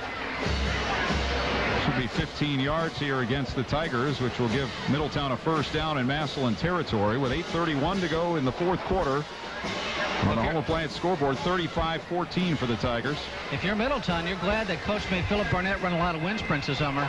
Because, man, that poor kid, every play, you go deep, we're throwing it to you again. They're finding something because they're desperate. They have to do things like this. But he is creating situations where you got to interfere me or I'm getting behind you. 3 receivers to the left again. The snap of the shotgun is low, and Watkins able to get away from the first tackler, but he's going to be dropped well behind the line of scrimmage back on the 40-yard line. That's going to be a loss of almost 5 yards on the play. Lino in there for the Tigers along with J.B. Price. So again, a bad snap costing Middletown. And it will be 2nd and 15. So we're down to 8 minutes to play. In the gun, Watkins with 2 backs, receiver each way, man in the slot, and another flag, and I think they're going to move him back 5 more yards. I think what happens there is Watkins wants enough room to be able to throw it 55 yards to the end zone. He just wants, since they don't have that intermediate range pass, we got guys who got to move it back about 20 yards. Now 5 more. Okay, now we're ready. It's sad to watch because the amount of holes that they've shot into their own boat have been significant. But they're a solid team, and they're going to gather some serious points, I suspect, before their season's out for the Massillon Tigers. That is the 9th penalty against Middletown for 64 yards. And the Tigers late getting a player on the field. As Dennis Vargas coming in, and we have a timeout for whom? 7:58 to go in the 4th quarter. Programs. And because local customer service representatives and 500 AltCare employees help you with answers you need to understand your plan and help you navigate the healthcare system. So take another bite of that apple or carrot or banana. Do what's good for you. So will AltCare. Call us at 330-363-6360 or visit altcare.com. The 2nd down and long play is a pass. Caleb Watkins as he was being chased in the backfield. Brian Eralt with the pressure for the Tigers, and the pass incomplete down at the 30, so it'll be 3rd down and about 20 for Middletown from the Tigers 45. 7:49 left in the 4th. On the Level Quiet scoreboard, 35-14 Massillon. And getting a little bit hungry, maybe time to order up that pizza. The phone number 832-2100, 832-2100, Bocelli's Pizza. Listen to this special, folks. 2 large pizzas with a topping, only $15.99. 2 for $8 a piece. Are you kidding me? 832-2100. Another low snap on the 3rd and 19 play. Here comes Watkins firing over the middle, and it's caught inside the 30, and rolling down to the 27 is Antonio Banks. That'll be about 2 yards short of the 1st down, and Middletown will have a 4th and 2 with 7.5 minutes to go. You don't see a lot of sophomore quarterbacks starting in Division I. That being said, I don't know when I've ever seen a better sophomore quarterback than this young man. Watkins listed at 6'2" and 201 pounds. Got the arm, and he's got the presence, and from an I formation, Watkins will throw on 3rd and short, and they'll throw it to the far side, and he missed his man on the sideline, intended for Barnett, who had broken to the outside against Kevin Massey, but the pass led him too far. And the Tigers will take over on downs on their 27-yard line with 7:06 to play.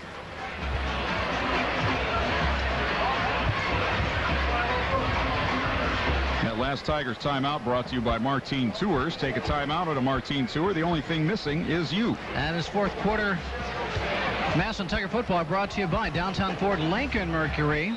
For price, service, and even more selection, come on down to Downtown Ford Lincoln Mercury. Downtown Ford Lincoln Mercury, now your area Lincoln Mercury dealership. Handoff on 1st down, and coming to the near side for the Tigers is, let's see, I think that is Chris Thornton on the carry.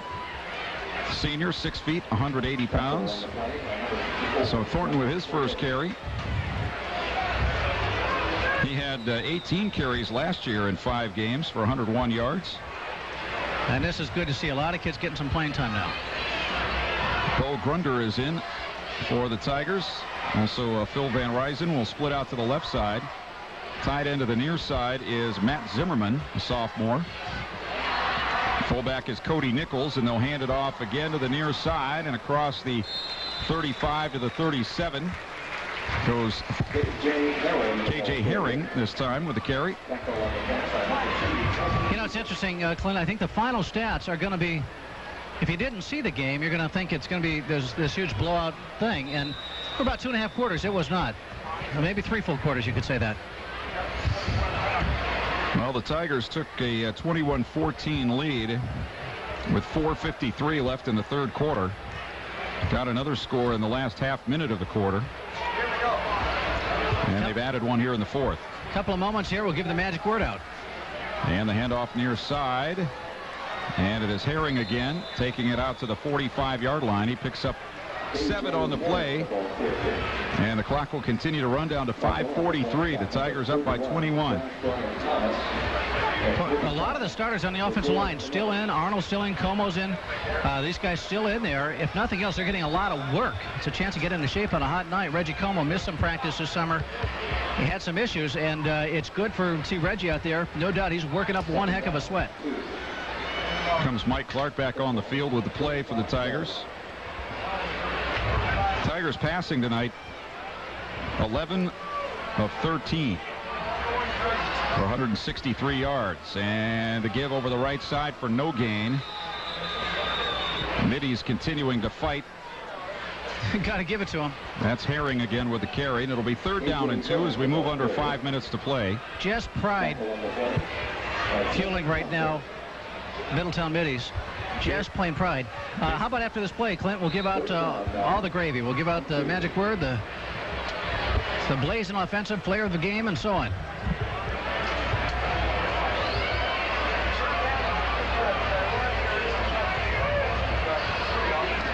Throw near side and a catch. And inside the 45 down to the 43 goes Bo Grunder, the sophomore, 154 pounds, and he has his first catch. And a Tiger first down with 4:29 left. They will spot the ball on the 42, so that is a gain of 14 yards. Make it 12 yards. Grunder and Van Ryzen will split out to the left. Clark is in at quarterback. Herring, the man in the backfield, who gets the toss sweep to the left, turns it up and takes it inside the 40 to the 38. So now the Tigers just chewing up clock, picking up some yards. DeVoe Torrance will come back in the ball game along with Steve Yoder, as Herring will come out, and Nichols will come out as well. Here comes Josh Cross in, and Willoughby in with the play. So a whole new set of skill players for the Tigers on the 2nd and 6 play.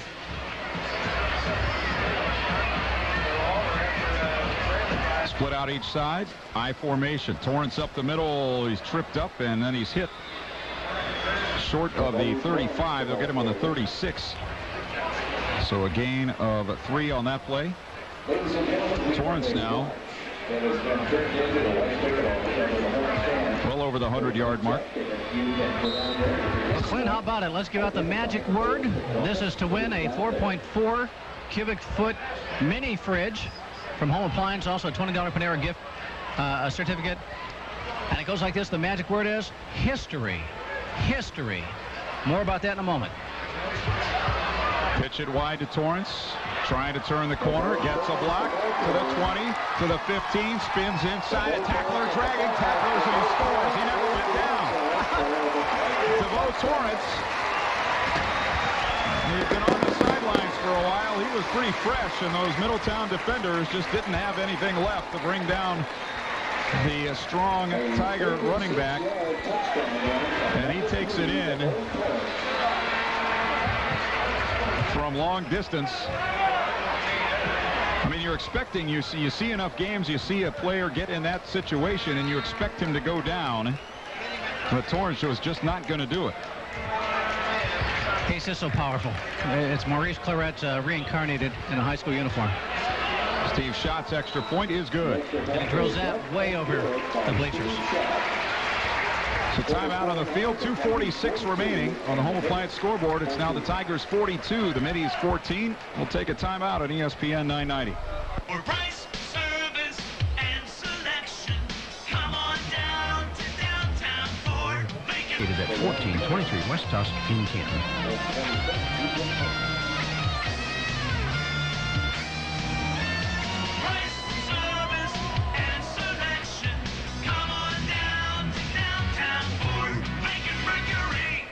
ESPN 990, the countywide leader in sports. Steve Schott's kickoff through the smoke into the end zone once more. And with 2:46 remaining, Middletown will take over again on offense. The Tigers, thanks to their skill and speed and strength, Plus the Heat have made a good Middletown team look like just another undermanned high school team here in the last quarter and a half. Yeah, just wear them out over time. 42-14 your score. Magic word is history. That means somewhere between 7 and 7:30, maybe 8 o'clock, somewhere in the first hour of Monday morning, be the right caller with the word history. When we ask you to call with the magic word, you win a refrigerator, a mini refrigerator, 4.4 cubic feet fridge from Home Appliance. On first down, Watkins going to throw over the middle, and it's caught at the 35, and surrounded is Allen Roberts, and he'll go down on the 38-yard line. So a gain of 18. The clock stops on the first down with 2:35 remaining. Watkins now 15 of 27, 216 yards, 1 touchdown, 1 interception. Not bad for your first start as a high school quarterback. In a hostile environment against a good team. Blitz off the corner. Watkins rolling right. Big pressure. Spins away from that one. Now he runs forward and throws downfield, and it's right off the chest of his receiver. A perfect pass from Watkins off the receiver's chest at the Massillon 44. It was intended for Roberts, but he couldn't hang on. That kid is very impressive. If he was a senior, you think he's terrific. He's only a sophomore.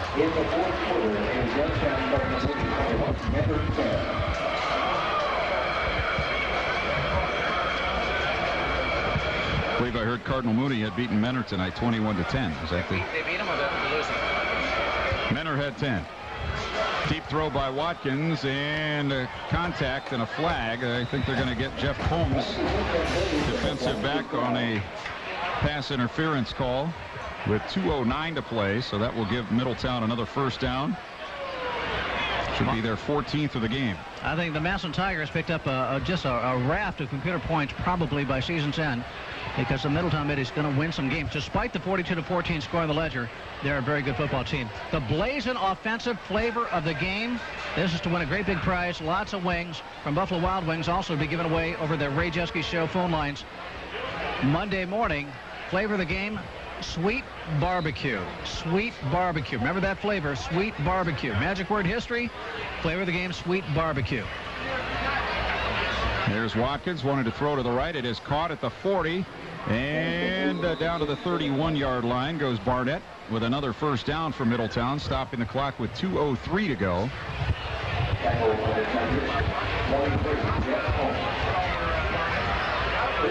He's spotted on the 31. Clock will start after the chains are set, and the Middies going without a huddle. Getting a chance to work on the 2-minute offense. They'll hand it off to Greenwood up the middle. Now bounces to the outside left, and he's tripped up from behind by Chris Williams as he reaches the 26-yard line. So a gain of about 5. And this is amazing. Middletown's made about 40-50 yards of offense, aided and abetted by some penalties in the backfield. But it's still amazing given the beating they've taken and the heat and everything. They're still out there fighting and moving the football. Snap back to Watkins in the shotgun. The blitz is coming. Throw to the far side for Barnett, and it's overthrown, incomplete. In the front of the end zone. Coverage on the far side by Kyle Allman. This is just teaching. This is like a practice, like a scrimmage now. The coaches, they're actually enjoying it, I think. Both sides are, yeah, it's the first game. Let's take full advantage of it. And the amazing thing about games is everything's game conditions. You're practicing, and it's good. If it's out of reach, still try to get better. Tigers with Tonio Pettis on the field as a defensive lineman. Matt Zimmerman out there as Watkins back. Clear man right up the middle, but he avoids him, rolling out to the right. No one to throw to, so he'll run. He's to the 20, to the 15, to the near side of the 10. He's going to cross the 5 and in for the touchdown. Amazing. Just a sophomore. 26 yards for Caleb Watkins, his first touchdown run. And the third score of the night for the Middies. He's a big-time talent. He is a big-time talent. He'll get some All-Ohio votes this year, I bet, as a sophomore. Amazing the way he rolled right. First, Matt Rose comes through like a freight train, and he avoids him. Matt gets nothing but air, and he rolls it to the right, takes it up the right sideline, cuts it back, dodges about 4 orange shirts, and breaks it to the middle of the field for the touchdown. 42-20, extra point attempt is down. Zach Farrell to attempt it. Ball is kicked, a low line drive, and it is good. So with 1:04 remaining in the fourth quarter on the home appliance scoreboard, it's Massillon 42, Middletown 21. We will keep it here. Can they take points off for being really ugly, though? It goes to the uprights, but if it's really ugly, can they, like, nullify it? They get a half point there? Yeah, something like that. And Jackson, they have Cross up on the front line. They also have Corey Hildreth. So they're expecting an onside kick. J.B. Price up there as well. Farrell ready to go. And he kicks it high, and the Tigers call a fair catch and take it on the 39-yard line. I believe that's Phil Van Ryzen who made the catch on the fair catch. So with 1:03 left in the fourth quarter, the Tigers on their way to a season-opening victory as they get ready for Solon next week. So I think the Tigers should do after a fair catch, you can get a free kick. Schott could try a 77-yard field goal from right here without a rush. I think he should do that. It's 1 minute and 3 seconds left, 1 minute and 3 seconds in of game time until the Buffalo Wild Wings postgame show. If you missed the flavor of the week, the blazing offensive flavor of the game, rather, we'll give that out during the Buffalo Wild Wings postgame show coming up in just a minute. On first down, the Tigers will run it up the middle, and a big hit put on by John Cordero. And catch the ball carrier. Now Cordero gets up limping a little bit. That was Chris Thornton with another carry. Wow. Boy, he'd take a spear up high. A fine game, boy. What you're looking for is a win. Nobody gets hurt, and I don't think that happened. I think Corey and them, just some cramps, I think, and with the heat. And get a lot of kids, a lot of experience. I think this is what the doctor wrote for the Massillon Tigers. And I think Middletown, you come away a better football team after tonight's game. I think you're a better team after tonight, despite the fact you took a loss. And also as the Tigers, as Tim Atkins is the quarterback in there now, he'll go with the fullback and a face mask, a pretty violent one. That's ugly. Put on the Tiger ball carrier. I believe that was Cody Nichols. And somebody reached up and got him by the mask and twisted him around for the tackle. Well, that's not good. Not necessary either. That's a 15-yard face mask, a personal foul. So that'll put the ball over the 50. Ugly. 18 seconds to go in this one. The Tigers comfortably ahead. They'll have the ball on the Middletown 40 after that penalty. Tim Adkins getting to take a few snaps. Third-team quarterback for the Tigers. Fourth team. There's a couple guys get some, because little Robert Partridge, big Robert Partridge, just a sophomore, over 6 feet tall. He also had a real good summer. So the clock will start after the penalty, and no more plays apparently will be run tonight. Teams beginning the handshakes as the clock hits all zeros. And the final score tonight on the home appliance scoreboard, the Massillon Tigers 42, the Middletown Middies 21. We'll come back with the Buffalo Wild Wings post-game show after this timeout on ESPN 990. Every game day morning, they put that uniform on. Oh, no, not pads and helmets, but the proud uniform of the Buffalo Wild Wings team. Their game plan is to make your football day one to remember. From the skilled hands of the guy tuning in games on the satellites, to the lightning quickness of the bartenders, to the brute strength of the one who shakes sauce on the wings. On game day, it can only be Buffalo Wild Wings. See all of the college and pro action on 12 HD big screen and Buffalo Wild Wings on Lincoln Way in Tigertown.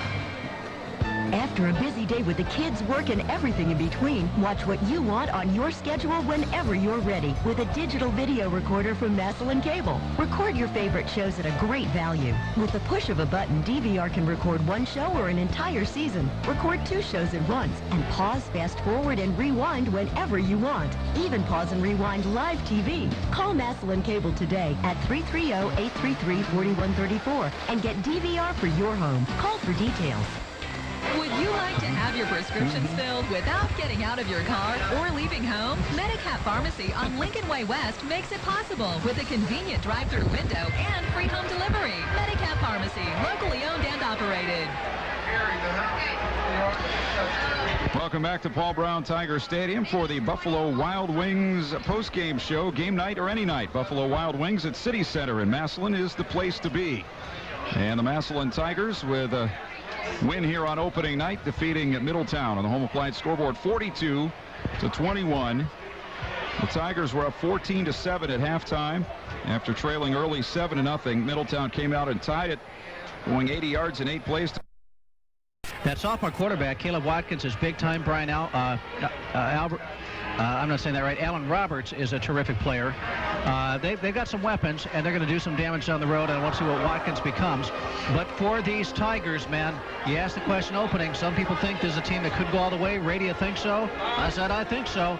And Clint, now I'll throw the question your way. Did anything undo your belief that maybe, or my belief in your opinion, that maybe this team could be that kind of a ball club? Well, the only thing I could really jump out at immediately would be the pass defense.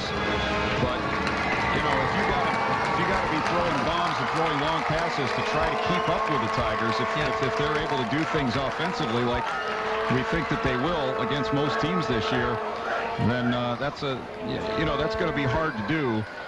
And giving up a bomb or two during a game, if you're going to be scoring, you know, a lot of points yourself, is not going to be a real glaring weakness. But that was the only thing tonight that I saw that might give them a problem.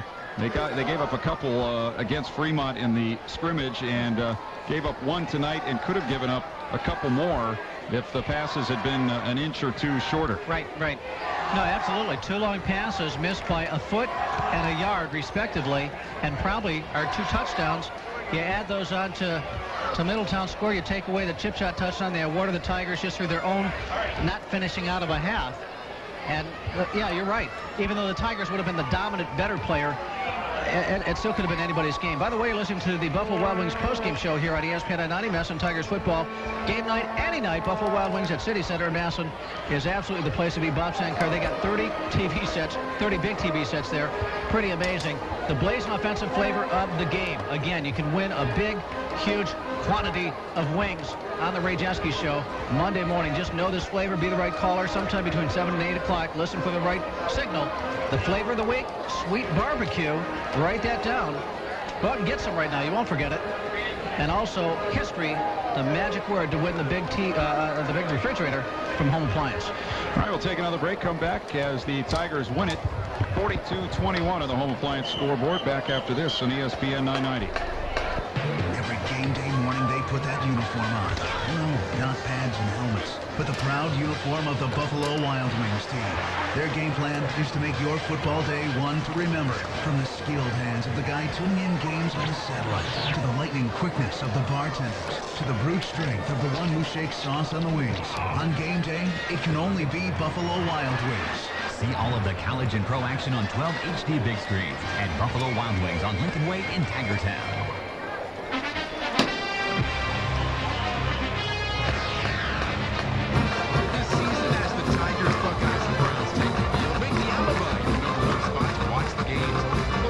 Downtown Massillon, the Alibi has the best seat in the house.